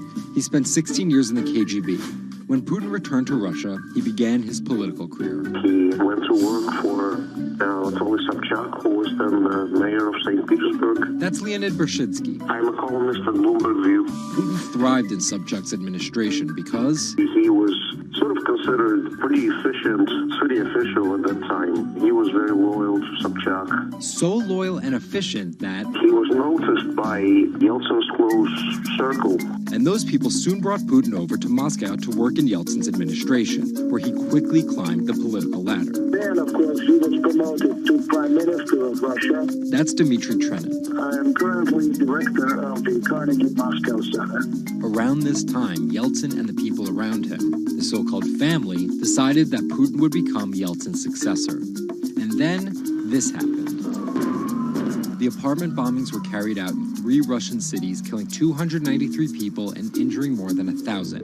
Putin immediately accused Chechen separatists for the bombings and followed it up with action. He was credited with having a very successful military campaign against the terrorists. And it worked. After that, he became an heir apparent in the eyes of the Russian people. 3 months later, Yeltsin resigned. And on his way out, a famous exchange. He was getting into the car in the Kremlin, and the last words that he addressed to Putin before getting into his car was, "Take good care of Russia." So Putin took over as president, and 3 months after that, won his first election. But just because Putin won the presidency, that didn't mean he had all the power. This is Michael McFaul. I was U.S. ambassador from 2012 to 2014. In the 1990s, there was a fire sale of all the things worth owning in Russia, and certain people, the oligarchs, did better than others in that fire sale, sometimes called privatization, and those people tended to be well connected with the Yeltsin regime, and they weren't Putin's friends. But they probably miscalculated, thinking that they could easily find a way to influence him. It became impossible almost from the start. From that very moment, there was warfare between him and the oligarchs. That's when Putin gave the oligarchs a choice. Putin's way? Some of those people from the 90s managed to figure out a new way of dealing with Putin and have survived. Or prison. Others could not find common vision, and so they lost their assets. Khodorkovsky once was Russia's richest person, worth $15 billion, but he ran afoul of President Vladimir Putin and spent a decade in prison. With domestic power consolidated, Putin focused on restoring Russia's global influence. Putin is the guy who believes in the expansionist Russian state. Georgia and Ukraine and all the other Soviet republics that split off when the Soviet Union fell apart, he still believes that they're traditional Russian satellites. A lot of his strategy is about keeping them in the orbit. That Yeltsin line, take good care of Russia, that's how he understands it. And he used annexation and invasion, as well as oil, gas, and trade to keep former Soviet republics in Russia's orbit.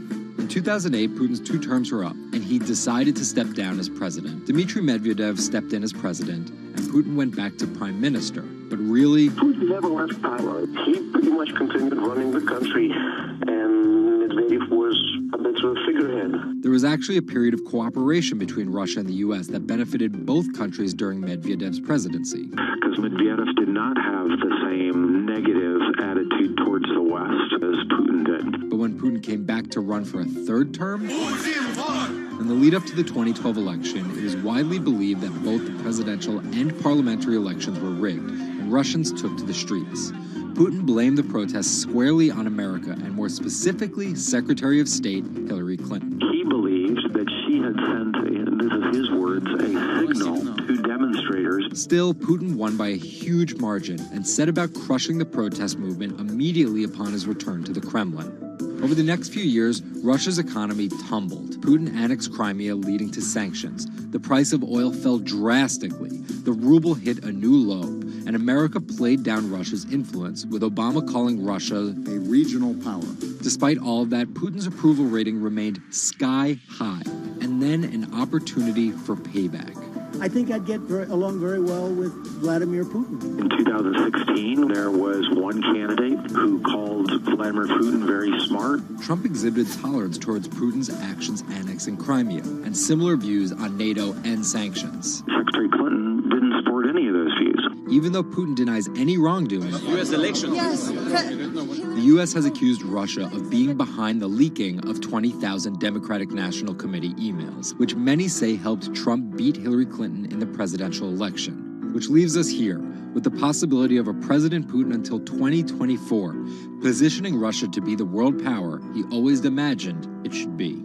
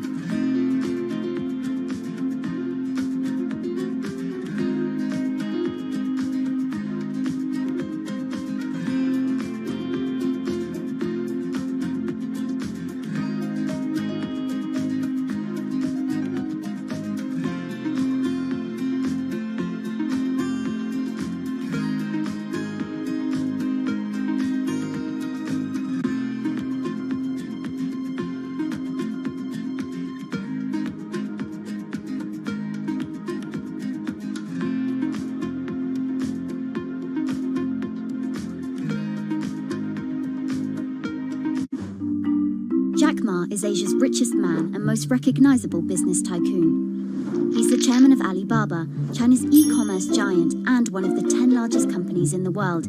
Yet he still wants more. We know where we're going. We want to be the 5th largest economy. Big words from the man some call Asia's Jeff Bezos. He's confident, he's charismatic, and he's definitely not the average CEO.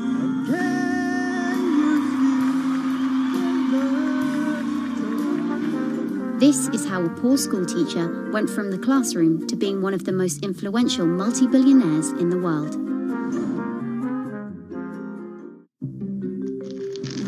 Ma was born in China's southeastern city Hangzhou in 1964.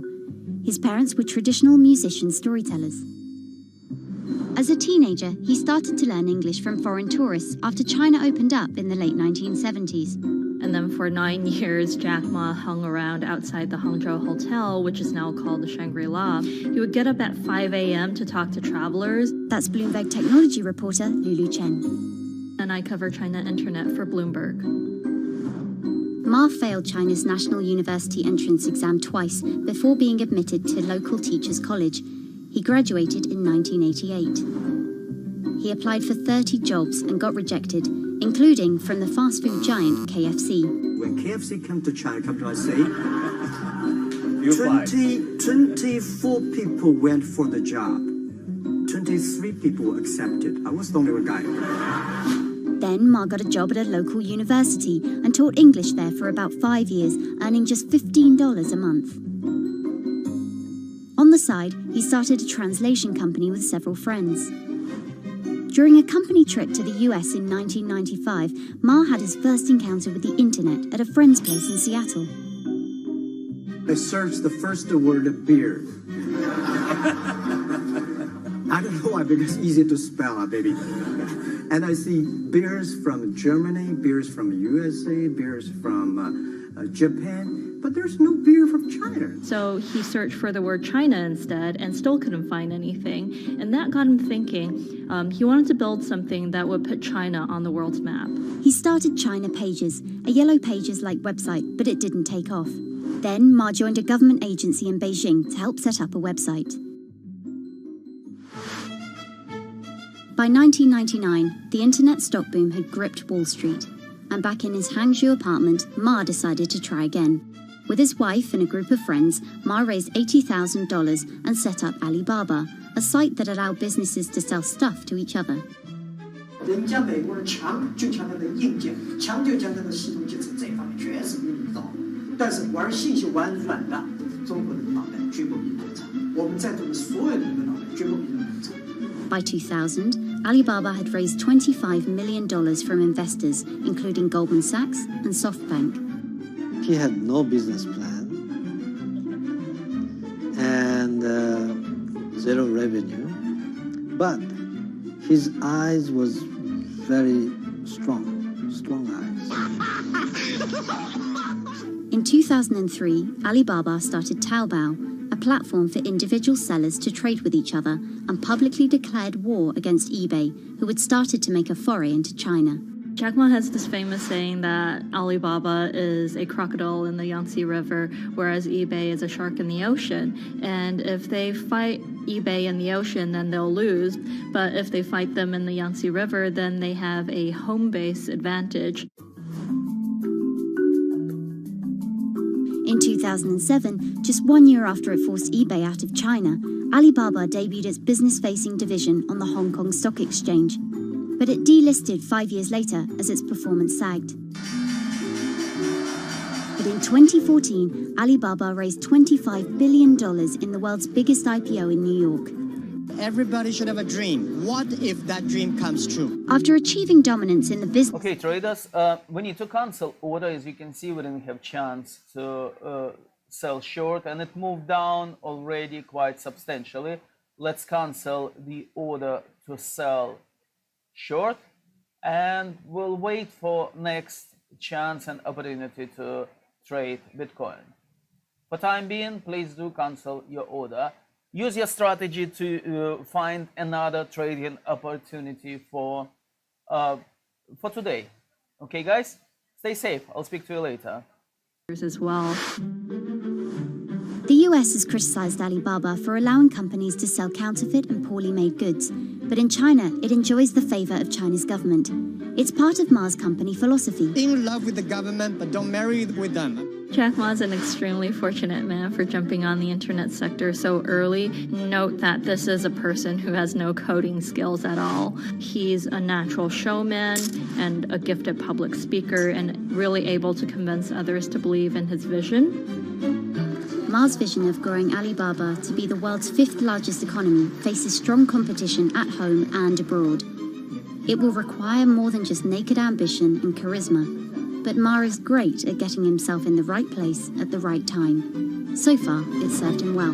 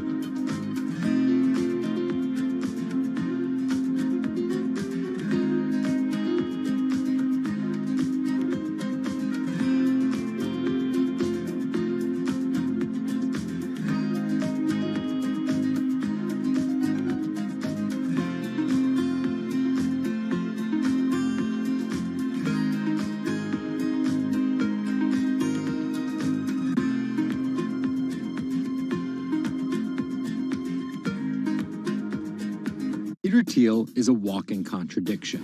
He got his bachelor's and Juris Doctorate from Stanford, but speaks out about the horrors of higher education, saying college is as corrupt as the Catholic Church was 500 years ago. He's a staunch supporter of the free press, yet he bankrolled a lawsuit to bankrupt an independent media company. But these were not journalists. And most of all, he's an immigrant libertarian who's the most public supporter of Donald Trump in all of Silicon Valley. What Trump represents isn't crazy, and it's not going away. This is the story of how an openly gay, immigrant genius, libertarian billionaire went from tech contrarian to Silicon Valley's biggest Trump supporter.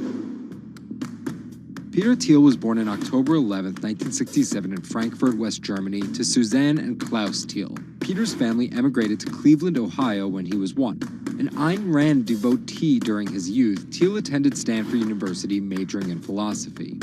His Stanford experience shaped a really big part of who he decided to surround himself with. That's Lizette Chapman. And I cover technology and venture capital here at Bloomberg. He and his Stanford friends made their first big splash in tech with PayPal. After selling to eBay for $1.5 billion, they would become known as the PayPal Mafia for each incredible success after PayPal. For Thiel, that began with an early, modest $500,000 investment in Facebook. And in VC speak, early means big risk, but also big reward. He turned that initial $500,000 investment into more than $1 billion in cash. But Thiel was just getting started with Facebook, and he went on to make a whole bunch of wildly successful investments. From SpaceX to Airbnb to one of the largest, most powerful companies in the United States, if not the world, and of course that's Palantir. The incredibly controversial secretive data mining startup he founded with his colleagues from PayPal. It connects data silos and then allows non-technical people to search that information for patterns.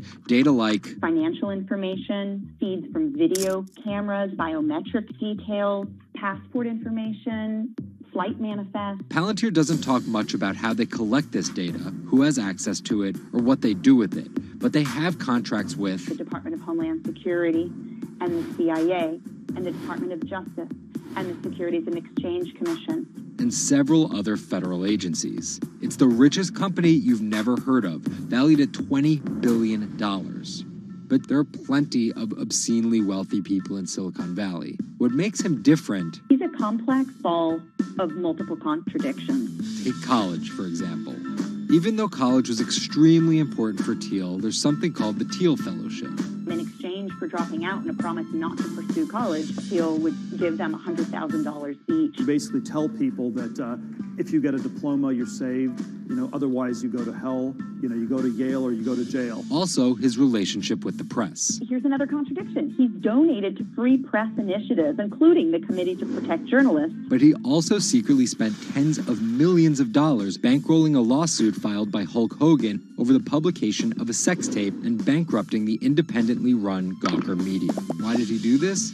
Because in 2007, one of Gawker Media's blogs, ValueAg, outed him as gay. And with the lawsuit, he found an opportunity to get back at them by funding the lawsuit that Hulk Hogan was able to bring then, but he wouldn't have been able to do that without Thiel's money. And finally, Thiel's biggest contradiction, his endorsement of Donald Trump. When he was asked about his support for Trump, he was surprised at the outrage that came with it from many of his colleagues in Silicon Valley. He didn't want more of the establishment. No matter how crazy this election seems, it is less crazy than the condition of our country. After briefly supporting Carly Fiorina in the primaries, Thiel pivoted to Trump, donating $1.25 million to Trump and his associated super PACs in October 2016. And he didn't just help Trump financially. He gave a full-throated keynote speech supporting Trump at the Republican National Convention. I'm not a politician, but neither is Donald Trump. He is a builder, and it's time to rebuild America. And when Trump was finally elected, Thiel was given the reins to an enormous amount of power. And I want to thank you, man. You have a very special guy. He was named the transitional advisor. And in that role, he did a lot of interviewing and a lot of vetting to fill hundreds of cabinet positions and different jobs within the administration. But it turns out Thiel's support isn't unconditional. Talking to people who spend time with him, I have also heard that he is no longer a great supporter of Trump. It was reported that Thiel was unhappy with the direction of Trump's presidency. Ever since, he's been mum, making no public appearances, no statements, and staying out of the spotlight altogether. Although there have been suggestions that Trump could tap Thiel for a top intelligence post or ambassadorship, there's no indication he'd accept. He's described his relationship with politics as schizophrenic. He gets really involved, and then he runs away as fast as possible. Whether Thiel takes a new position or simply continues as a board director at Facebook and Palantir, at just 50 years old, he's primed to wield some serious influence in technology and politics for decades to come.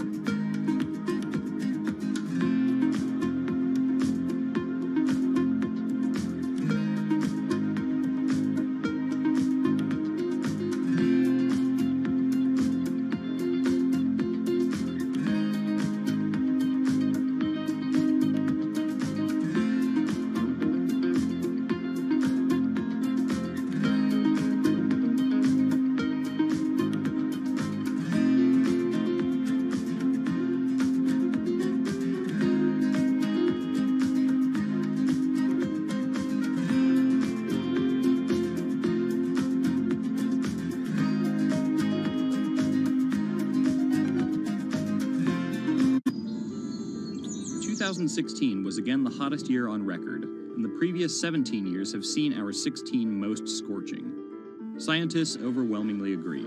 Global warming is the culprit. And it's just getting started. Ice caps, extreme weather, wildfires, droughts, and the hits keep coming. What are we doing about it? In 2015, the world took its boldest step yet to stem climate change with a historic accord in Paris. But now comes the hard part. Nations must change energy policies and invest huge amounts of money, and they will likely do it without the United States. President Donald Trump announced on June 1st that the U.S. would withdraw from the accord. The reality is that withdrawing is in America's economic interest and won't matter much to the climate. Here's the situation.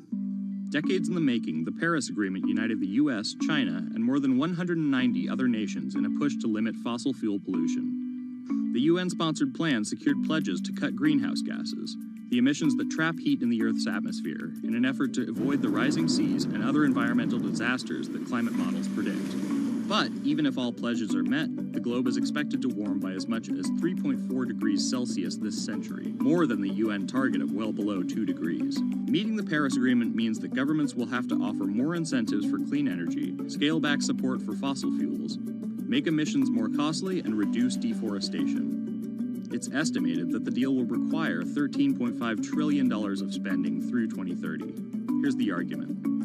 Unlike past climate pacts such as the Kyoto Protocol, each country set its own Paris targets and then promised to revisit and improve them. The US was primed to play a lead role in climate change, but Trump's energy independence executive order reverses Obama-era rules and directives put in place to combat climate change, and expands production of coal, the dirtiest fossil fuel.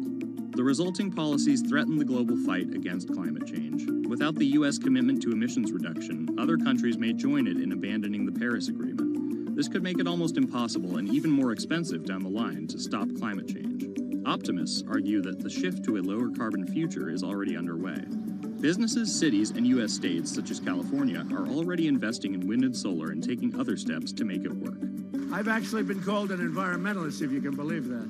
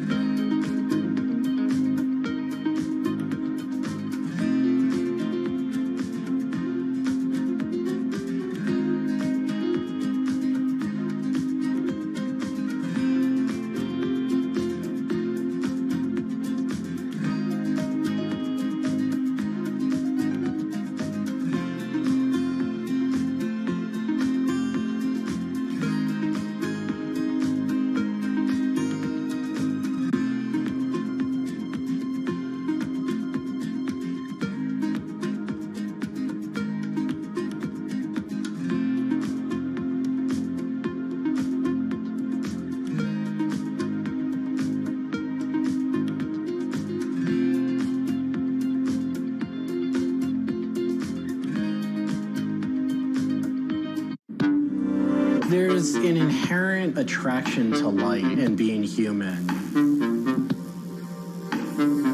And I think on a very deep psychological level, light is this way in which we experience the energy surrounding us in a very personal manner. My name is Matt Dilling. I'm the founder of Light Bright Neon Studio, and we manufacture, produce, and restore neon works of art and design.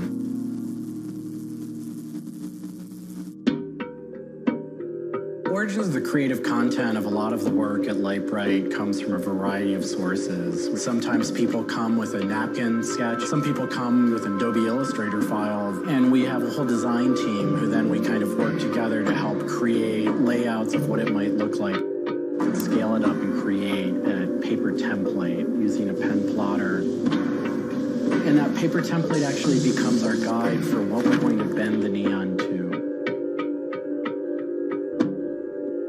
We take from the office into the glass shop. We pick out the right size tubing with the right color for the right size project. From there, we heat up the glass tubing. The torches heat the glass well in excess of 1,000 degrees in order for it to get into its molten state. We heat up and bend the glass tubing to match the template. One of our chandeliers has over 100 different bends in it. So each one of those bends has to be marked for a heated up bend. We also have to allow the glass to cool between the bends so that the next area can be worked on and heated up in its own unique fashion. It turns into spaghetti, and then we have to make sure that that spaghetti lines back up and cools to the template. We use a blow hose to connect our mouth to the tube, create a volume that's closed, and we can control the pressure in there with our mouth. There's just a variety of challenges that come up inherently in working with glass. Glass can crack due to stress, and sometimes you'll just have a batch that all it wants to do when it gets near a torch is crack.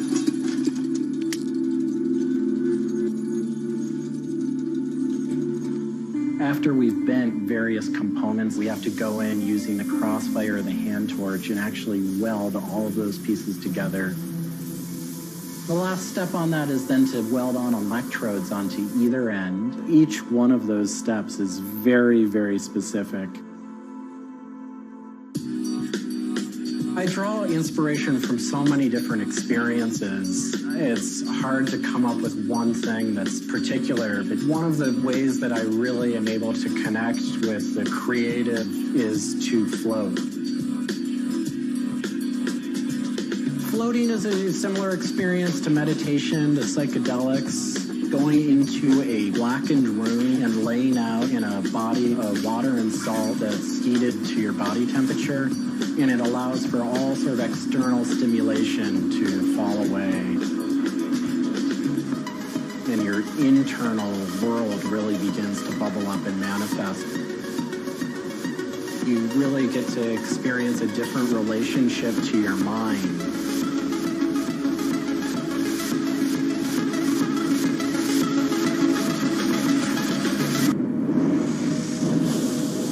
I think I work with neon because I can't not work with it.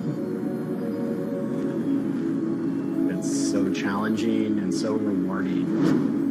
And those things are so intertwined that there's no way of separating it out. I learn so much and continue to learn so much by working with it. I find so much inspiration in working with it, and I just continue to experience new and different things through the medium. It's that close to me at this point.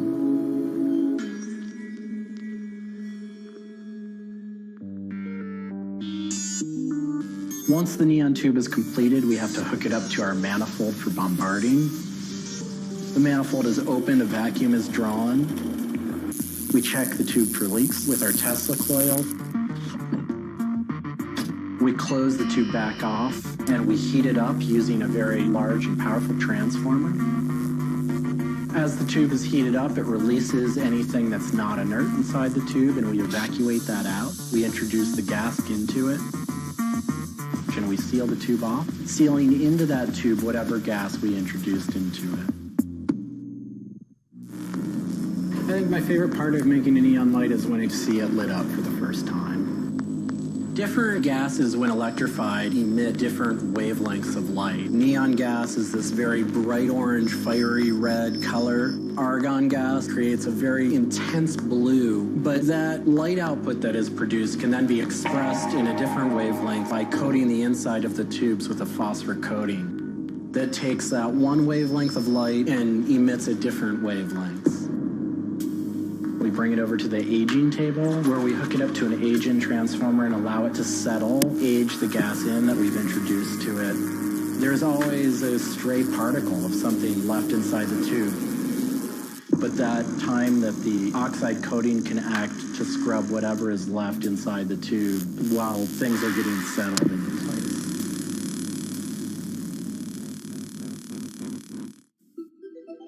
Once the tubes are aged in, we move on to our process of assembling two halves of the fixture together in a jig, gluing up the center of the fixture to its spindle. Once the adhesive dried, we would connect the wires from the fixture together into a transformer, and we turn on power and it lights up.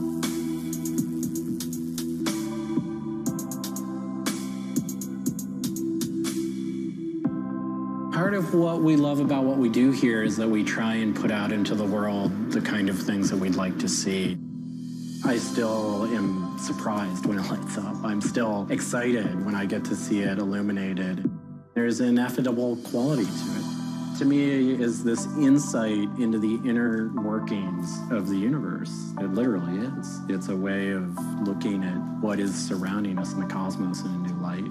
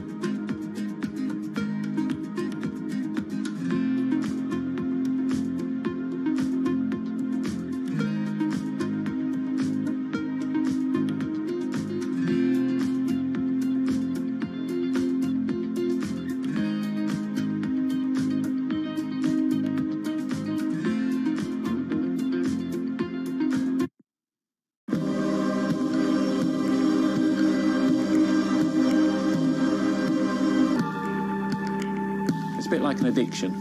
You've got to make something. You have to do something. It's borderline obsession. And every bike we build is my favourite bike at the time, and as soon as it's done, I want to build another one.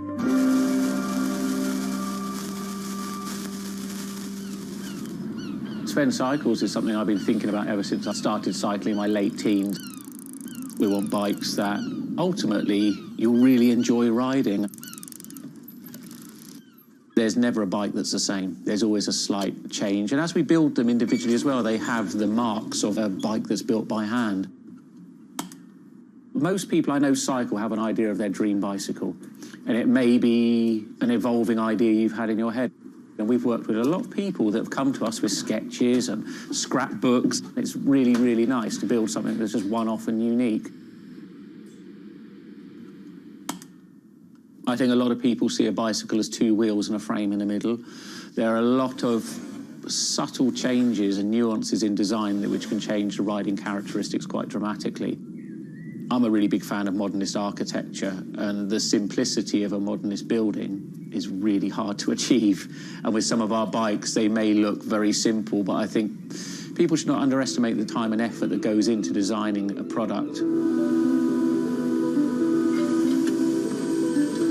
Tubing is key to a bike's feel and ride. Reynolds tubing has been in my life ever since I can remember. Growing up, I could never afford a frame manufactured with their tubing. We can now put a badge on our bike saying manufactured at Reynolds, which is a sort of thing as a kid I just wouldn't have believed was going to happen.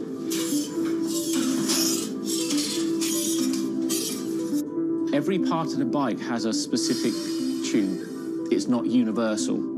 The first thing we do is get the tubes out, check they're correct, check the wall thicknesses, sand the edges, make sure it's all really clean, because if it's not clean, the tubes won't join together correctly. We build in steel because I still believe it's one of the best materials to use. It's been used in bikes since the late 1800s, and they're still using it now for a very good reason. It's the flexibility that we can replace the tube, repaint the bike, and you wouldn't know it's damaged. I just like working with it. It's very sculptural. This isn't sort of aerospace precision engineering. It's a steel rule and a marker. So when we're cutting the tubes, it's within a mil or two. But what we're trying to do is take the best from bicycle building in the past and add a little bit of modern flair to it.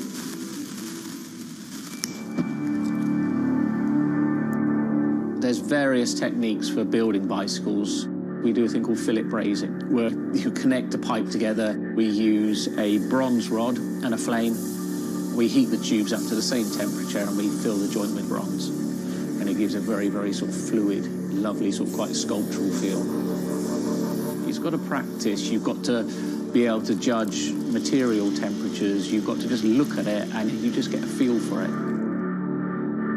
It's a stage where your tubes start to look a bit like a bicycle. My father's a jeweller.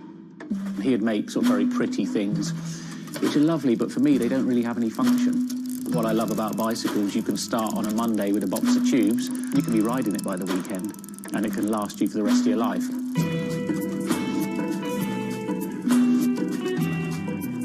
Outside of the frame and forks, the other most important part is the wheels and tyres. When you build the wheels, you have to lace them, so there's little holes going all the way around the rim. You poke the spoke through. We do build all our wheels by hand here because a machine can't get 30 years worth of wheel building experience. Colour is very, very personal. With any of our bikes, you can have them painted whatever colour you want. We've matched one to a teapot, so we can get that scanned and we can match that, or someone's favourite item of clothing. I like to let the bike sit for 4 or 5 days minimum, just so the paint can have time to cure a little bit, and then we assemble it. We get out all the new components, and it's a case of putting them together. Some bikes you can assemble in 3 hours, some will take 3 days. And we've built bikes that cost in the £10,000 plus mark. Some people, they're saving up and this is their bike and they're going to own it for the rest of their lives. So we just want to make sure they get the right thing.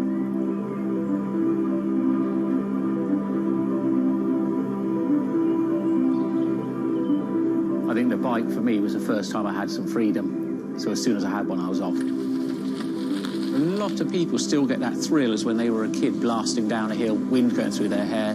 It's fun. Everyone has their favourite jacket or something that just makes them feel good. If you've got a bike that fits well, you actually feel part of it. Building bicycles as a creative outlet is fantastic. It's not something you do because you're going to get a big paycheck at the end of the day. You do it something you have a passion for it.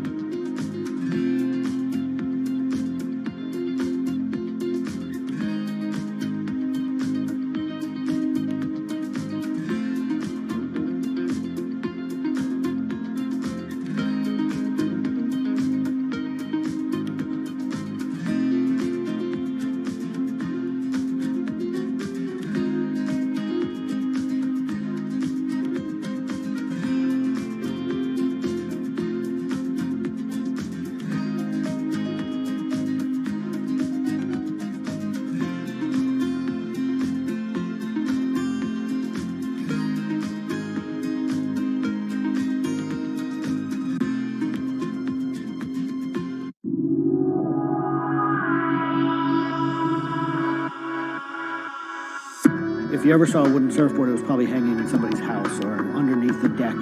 But kind of in the last 10 or 15 years, wood has made a big comeback. They surf wonderfully. It's beautiful and it feels great to be on one of them.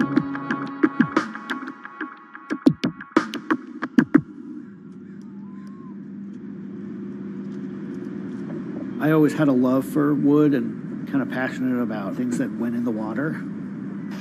I've kind of been around wooden boats most of my life. There's just so much character.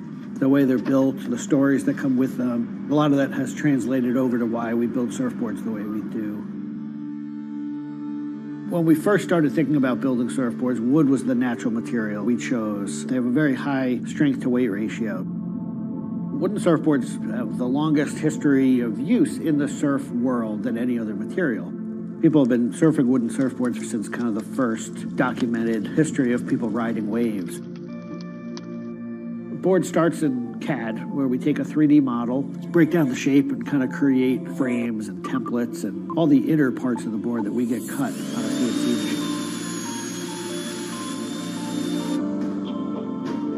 machine. We take those frames and we just pop them out, assemble the frame into kind of a skeleton.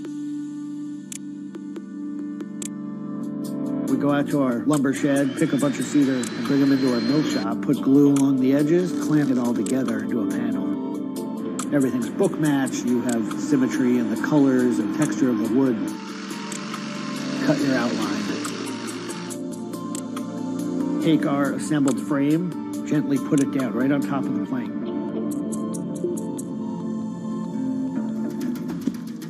Once that foundation is started, you're basically building up the three-dimensional shape, the outside part of the board, using lots of strips that kind of interlock and fit together. Every piece of wood is going to be different, and it's all going to react differently. There are frustrations with it, but I think that's one of the things that keeps it challenging. You learn to read the kind of what the grain lines are doing and what the color of the wood is telling you.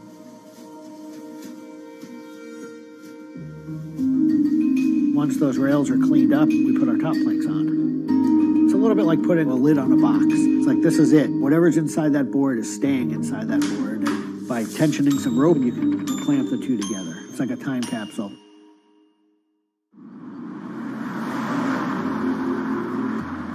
What makes our boards unique are they are built right here in York.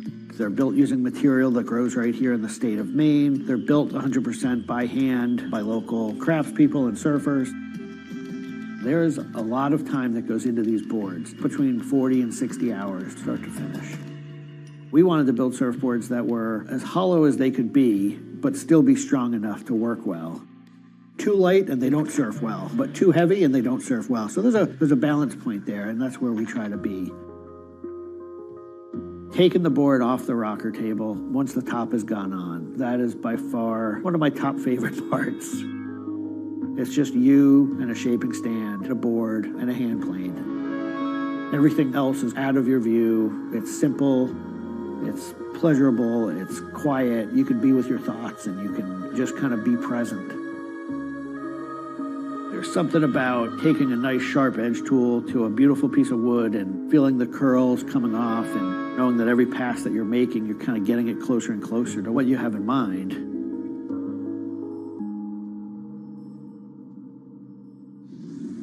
Once we've shaped it down and the board's looking like it's supposed to look like, time for it to go into the glassing room. 4-ounce fiberglass, laying it over the board, draping it over the edges, cutting it, applying epoxy, and on the board. Once both sides are lamb coated, it's time to put in the hardware. Drill and router and install the fin box. And on the other side, we drill and put in the leash plug and a vent. There's a lot of air just naturally inside the board, and that air wants to expand and contract with temperature changes. And that vent has a little piece of Gore-Tex fabric in it, and it allows air to kind of breathe both ways, but it doesn't allow water to get in. Once all that hardware is put in, it goes back into the glassing room. We brush a nice, beautiful, thick coat of epoxy over the whole surface, and that we call a gloss coat. That's supposed to look beautiful and glossy and shiny and flawless. You get to see that board come to life. Whatever the colors in the wood, they really come out. It just makes it look like candy. You just want to touch it and run your hands down it, and it's just kind of the icing on the cake.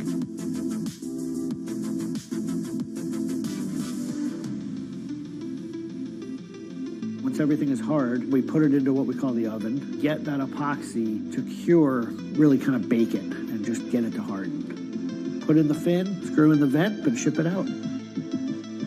We just love the idea of building something that's sustainable and long-lasting and made by hand. Kind of gives you a deeper connection to the product over something you might buy on a shelf.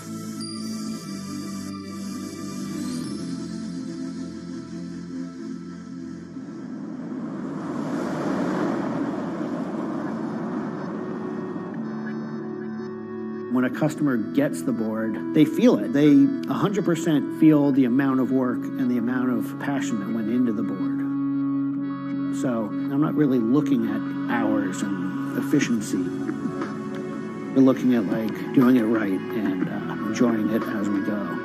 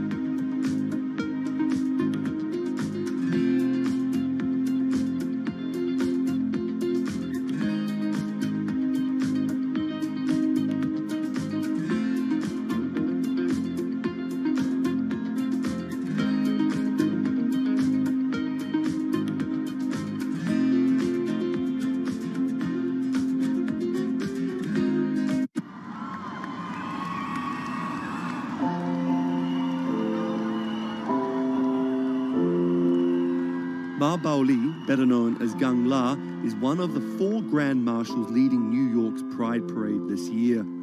But in the country he comes from, being gay is still a social taboo.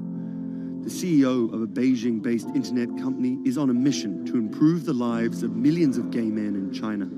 对于每一个 LGBT 人群来说，即使这个国家不允许你跟同性爱人结婚，但是你仍然要勇敢地去选择你自己的生活，你仍然应该拥有幸福生活的权利。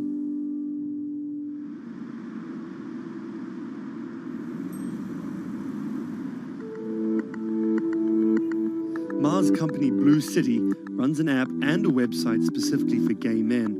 Blued is one of the biggest gay social networking apps in the world, with an estimated 30 million registered users. Unlike most other apps, Blued is more than just dating or hookups. 大家可以在我们这个软件里面找他自己的情感，然后可以阅读相关的内容，然后可以进行一些娱乐，比如玩游戏啊，比如看直播等等。Back in 2000, when Ma studied at a police school in northern China, he realized he didn't feel like everyone else. 因为他们都找女朋友，然后谈恋爱，但是我对长得好看的同性的男生，我反而觉得对我更有吸引力。所以那个时候我就到互联网上去找这样的一些资料，然后希望能够告诉我自己我到底是谁。互联网上所有的信息都是负面的，都是错的，就是说同性恋要电击疗法，要被治疗，然后要吃药等等。After visiting some foreign websites with different attitudes to homosexuality, Ma created his own site for a Chinese audience, encouraging people that 他们也是正常的，他们不用自卑，然后也不用自杀。Even though attitudes towards homosexuals are slowly changing in China, it's still a social stigma. The virtual world of Blued, where members can be open about their sexuality, is for most a striking contrast to their real lives. This is live streaming, a function added to Blued in late 2015, right as the internet craze was starting to take off in China. Many self-made stars like Jin make decent amounts of money by receiving audiences' virtual currencies and gifts. 我们不是彼此的初恋，初恋这种事儿多不靠谱啊。For Kyle and Klaus, a couple who have come out, live streaming on Blued means something different. 其实我经常会收到很多粉丝的一些互动的留言，就是类似就是说你们让我们看到了同志情侣之间的一些希望啊，我看到这样的留言我是很欣慰的。The government's rules for acceptable content online may shift quickly in China, with LGBT material in a grey area. Many companies feel the chill of the recent internet crackdown, but Blue City still runs as usual. Ma has won the Chinese government's trust by helping with HIV prevention among gay men. A third of the company's staff are dedicated to screening pornographic and politically sensitive content. 我不太多的愿意去对抗，我更多的愿意去对话，去改变他们的想法。我觉得这个可能在中国来说是更有效的。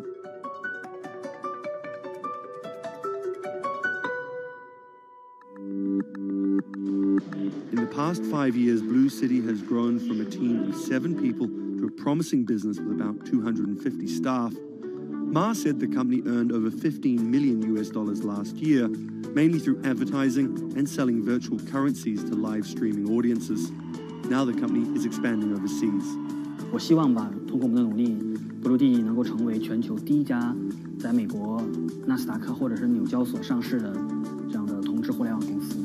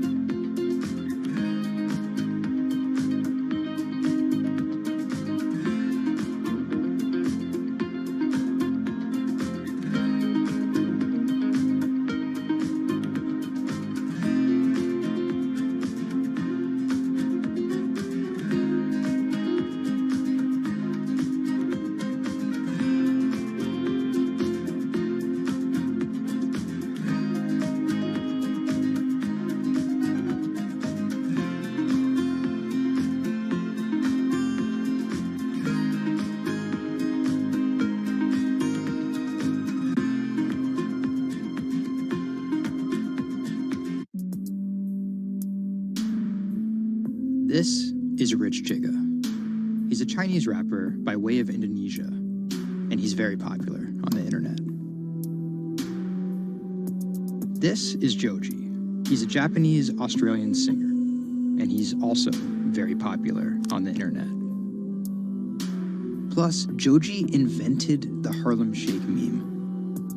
Let me say that again. This guy, Joji, in the blood bathtub, invented the Harlem Shake meme. But we'll come back to that. So Rich and Joji are both signed to 88 Rising, an entertainment company hoping to build a lasting global brand that will outlive singular moments of virality. They primarily create content combining Asian culture and hip-hop, a formula that apparently pleases the internet gods greatly.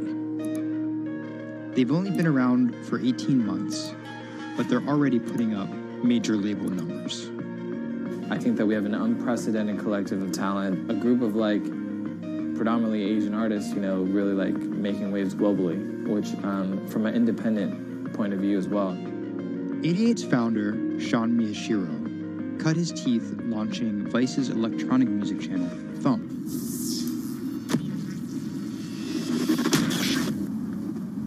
But quickly, Sean became interested in life beyond dance music. I knew that after launching a whole content platform that I have kind of the ability and the know-how to do it again, but like for what was the question. So Sean moved to the Bronx to start over and figure it out. He couldn't afford an office space, so he worked out of his car at the top of a grimy parking garage. Everything kind of started here. If you look around, this is my environment. This is my serenity, really. 88 Rising was built here. Built on the grounds of LA Fitness residence in a parking garage. I was living in the Bronx. I'm just like, damn, where the hell do I go? So I just come up here and I I just kind of figure things out every single day. Being like, okay, what the hell is this thing? Coming here was kind of like my own kind of private office, basically. Like, to be honest, I would even go to the bathroom here. I would like take pisses here, you know what I mean? Like, it was, it's just too far to go back down there. When I need Wi-Fi, I'd spend a good part of the day at Dunkin' Donuts. Hi, how are you? Can I get a chicken snack wrap? Before 88 Rising officially launched, Sean caught a surprise break in the form of a Twitter friendship with a funny 16-year-old kid from Indonesia named Brian, who taught himself English by watching Rubik's Cube tutorial videos on YouTube. Seriously, that's true. I thought his Twitter was genius, from the future, just crazy, and like just the shit that he was saying, like the memes he was making. But I didn't know that he rapped or anything like that. I really didn't, and he came up with that stick like 2 weeks later. 12 in the morning, pop shells for a living and baby gon' smell blood trail every minute, bro. Dat Stick was Brian's first ever attempt at making a rap song, and it immediately went viral. Everything was great about it, but the one thing that I noticed is the song was hard as hell. Just like everything about it, man. Just like, it was menacing, bro. Soon after the video dropped, Brian signed with 88 Rising. I'll FaceTime with Rich. Sorry for calling you Rich Chiga on my phone, Rich. Brian, he gets like super pissed off that he's saved in my phone as Rich Chiga. He's like, dude, am I not a human to you? What's good, bro? What's good, brother? How you doing? Doing great. Let's do the sound check. How was it? It was tight. So, Brian could definitely rap, but some viewers understandably took offense at a Chinese kid satirizing rap cliches and calling himself Rich Chiga. But if a group of well-known rappers saw the video and genuinely liked it, that could at least help validate Brian as a legit hip-hop artist. Plus, it could be really funny. It was just kind of an idea that I just had on the spot. Everything that rappers say is better and funnier and smarter and wittier. You know, it's just more entertaining. We just edited it as tight as possible, put it up, and it really worked. Yo, This nigga got a pouch on a Reebok pouch. This is the hardest nigga of all time. You said when you come for a chigga like me, that was dope. Like, it's just lit, and I think people will take it as a joke at first, but it's like if he ran with that and kept doing more videos like that, it's just lit. You know, I'd never been to America before, and like all of a sudden, just like I see like all the rappers that I listen to just like reacting to my stuff, and I was like, what? How did this happen? The reaction video also went viral, and even led to a remix of Dat Stick featuring Wu-Tang's Ghostface. I'll get on that track. You know what I'm saying? Yeah. Really, on the remix? Yeah. Oh, you know him? And yeah, the remix went viral too. Brian has since acknowledged the misstep in his name and claims he may change it. But for the time being, he's still Rich Chigga to his fans. An ever-growing global audience, hungry for more releases from emerging talent around the world. I didn't know that it was gonna be this impactful and this important to people, and I'm very thankful and blessed that it has. And every day now that I wake up, it's like it's just like a new mission every day. A major part of that mission involves Joji. Remember the bloody bath guy? He's a former YouTube personality in the middle of a career transition. The sound of this song, Will He, it's like a trap song that you can like slow dance to. Awkward prom shit, you know what I mean? I used to do crazy episodic internet videos. It was going well, and one day it was me and a few friends just in a room. We were casually chilling, and then someone plays the song, and it's brand new at the time. I happened to have a lot of costumes laying around, so I told the other guys, I was like, get in these costumes and let's just dance to it. Like, who cares? We were like, okay, let's just go crazy at the drop. So that video goes up. I go to sleep, and the next morning, everyone's doing it. Like, next morning.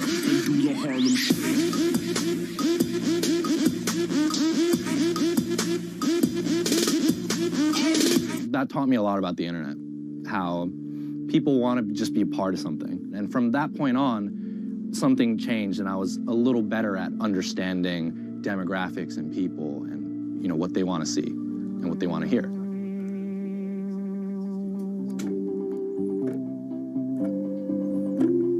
I was friends with a couple other artists who were affiliated with 88, and then I also started to realize that 88 is the bridge between Western and Asian entertainment, and I really wanted to be part of that. Joji just released the In Tongues EP, his first project as a serious artist. Joji's In Tongues record came out a couple weeks ago. It's #2 on Billboard on the R&B charts, which is crazy for, independent release, and he's like a brand new artist. And the success is even more impressive, knowing he went from creating something like this, It's just Taco Bell. What could possibly go wrong? to creating something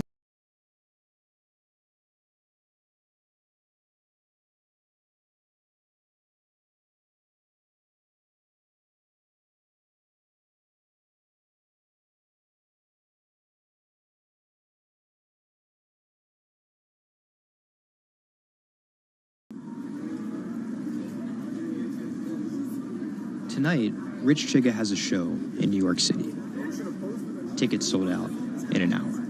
I came here, I'm first online. I was here at 1. I was the third person online. So why'd you get here so early? Because I want to see Rich Chigga. I want to touch him. What do you guys think of Joji? He's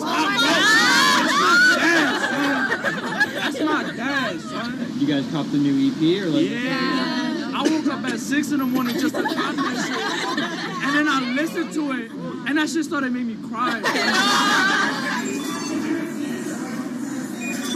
This is actually kind of exciting. Every time, this never gets old. Like, you live online and social media, but like, there's nothing like just being with the people.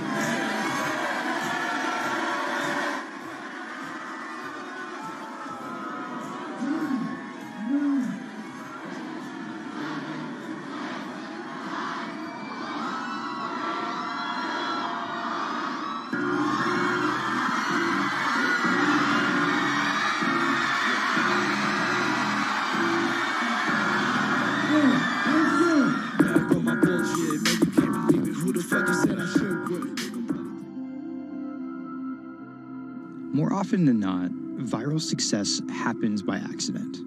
And then after an appearance on Ellen or Jimmy Kimmel, the creator's star power fizzles out.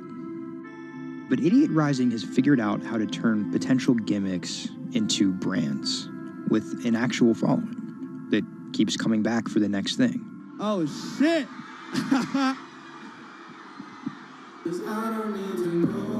So keep an eye out for Idiot's next move. But more than likely, it won't be covered on network television or terrestrial radio. Although, as they've already proven, nowadays that really doesn't matter.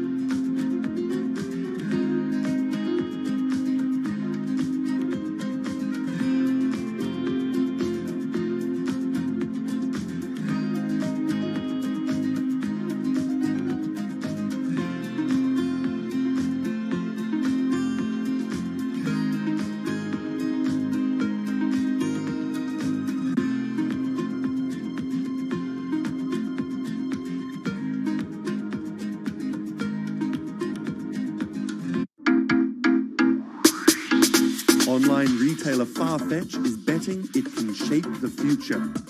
This is its concept store, showcasing the latest in retail tech. How do you capture all of that fantastic information that you gather in store with customers' touch and feel products? And we created a concept called the connected rail. And this is using a combination of RFID and ultrasound. The RFID signal recognizes the product, and the ultrasound recognizes the movement. Take the product off, and then you'll start to see your products appear. And essentially, it's like online browsing behavior. Whichever products you touch and pick up in the store are automatically sent to your app. This is effectively what you've created is your in-store wish list. In the middle, you'll see essentially a hologram of the product. What the customer sees, they control the experience on a touch device. What this allows the customer to do is take elements of products and then add their own style to it.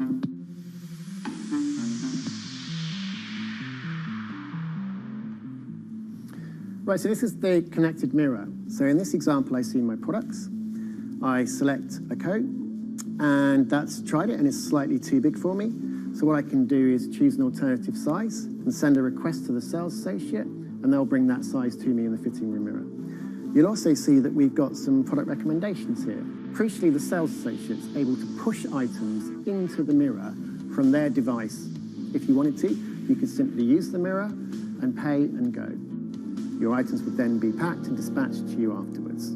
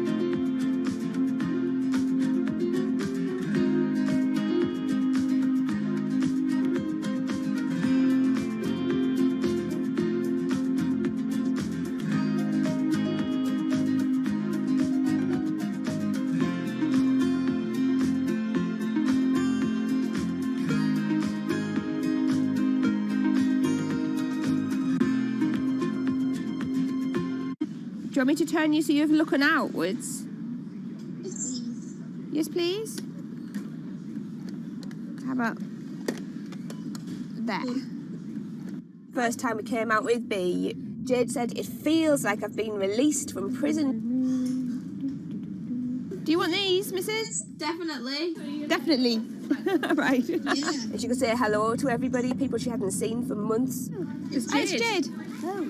So you can talk to Jade through this. Hi, Katie. She's there. Hi.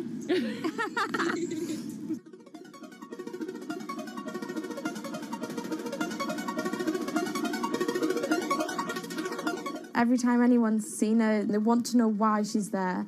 And it's kind of the opposite of when you're in a wheelchair and people see you and they kind of go, oh, should I look? I don't know what the right protocol is. When there's a tiny robot with its bright little eyes going around just looking happy everywhere, it really opens you up for conversation. You've got some friends here, look. Hiya. When I saw her for the first time, I remember thinking, this is going to change things. This is one of those points where if this was a book, this would be the cliffhanger.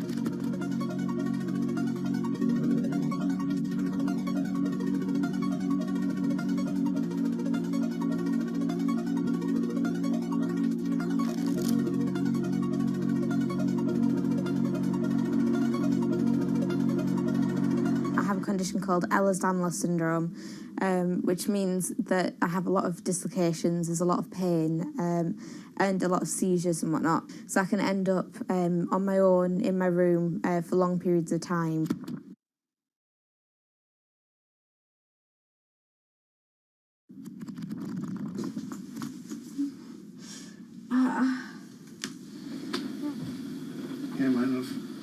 A lot of the time, with a condition like my own, of course there's the pain, and the pain is bad, and the dislocations are bad, and the seizures and being in paralysis and never knowing whether you're going to be able to wake up properly tomorrow, that's bad. But what's worse still is being able to count the number of people you see a day on one hand. Are you ready? Sure am, I'm just hoping the connection's going to stay. Yeah, me too. Alright, here we go. When you're used to just the same little metre by metre and a half window every day, and you've been there for months, being able to just see the sky from somewhere else, or the tops of trees, or a sign, is incredible. Or being able to have that kind of chat in the car that most people would probably take for granted. I'm going to go past Grandma and Grandad so you can give them a wave. Now, if Jade is particularly seizure-y, she can still take part. And that's brilliant, really, because before she would just be left in a bed or in the house with just her carers. It's quite a small world, that. Right, so there's one of her. Here, this costume I'm busy making at the moment. When I'm not on bed rest and I'm not just wearing pyjamas all the time, I enjoy being able to dress as different characters and go to Comic Cons and that kind of thing, because it just lets me show a different side of myself, and it's a bit of fun. If you can't go out that often, you've got to enjoy it when you do. Was that? It's good. It's one of those weird things where I want to not have to use B because I want to be well enough to be able to go to those places myself. Like, it really makes a big difference to me to be able to go into school. But the thing is, with my condition fluctuating all of the time, I can't go into school reliably.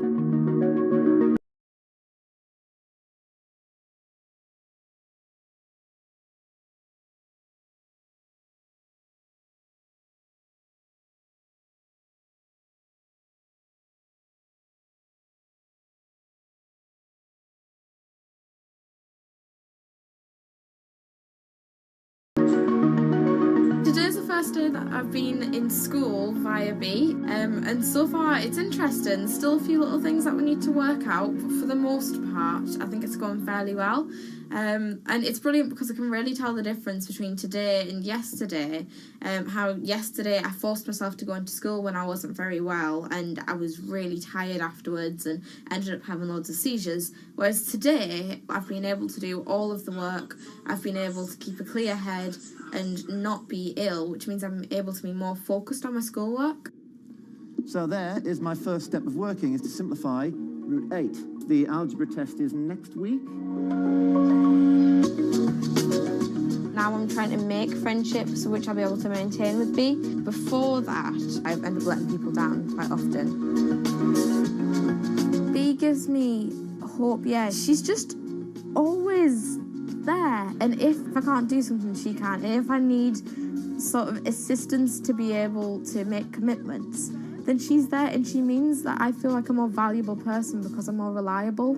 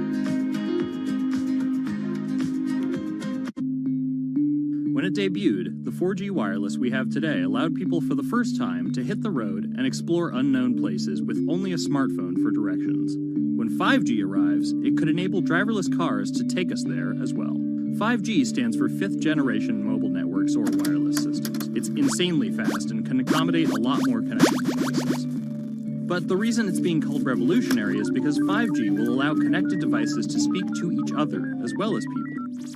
Right now we're living in a world where really it's a one-way experience. That's Bloomberg tech reporter Ian King. The network talks to your phone, you look at your phone and access data, then you send something back to the network. What we're being told about 5G is that really for the first time we're going to see machines communicating with each other over mobile networks in a meaningful way. 5G could end up being 100 times faster than what we have now, with speeds that could reach 20 gigabits per second. In plain English, that means downloading a full-length HD movie in seconds. 5G will also increase total bandwidth, which we will need in order to accommodate the growing Internet of Things. We're talking about the class of devices like internet-connected refrigerators, thermostats, dog collars, but 5G will enable many, many more. Things like your utility network, factories, where machines are just sat there, not connected at all. Suddenly they're all going to be connected. Suddenly we're going to be able to have real-time monitoring. Other things like cars, like utility poles, like your light, the light poles. But perhaps the biggest advance will be a huge reduction in communication lag time, known as latency. A network of driverless cars will need the speed of 5G to ping each other multiple times per second to avoid collisions. Near instantaneous data transfers could allow doctors to perform surgery remotely with a robotic scalpel. So how will all this work? First, you need to improve network density. And that's just a fancy word for saying you put more towers out there. What we're being told is that's not actually the case with 5G. The idea is 5G will not only use the existing mobile spectrum, but also tap into higher frequencies called millimeter waves. Millimeter waves can carry more data, but only travel short distances. This may mean you'll see a lot more of these base stations around town. And the new towers may have as many as 100 antenna ports, compared to about a dozen on 4G cell towers. So when will we get 5G? Getting 5G ready is expected to cost providers $275 billion over 7 years in the US alone. Look for the first 5G service to pop up in big cities sometime in 2019.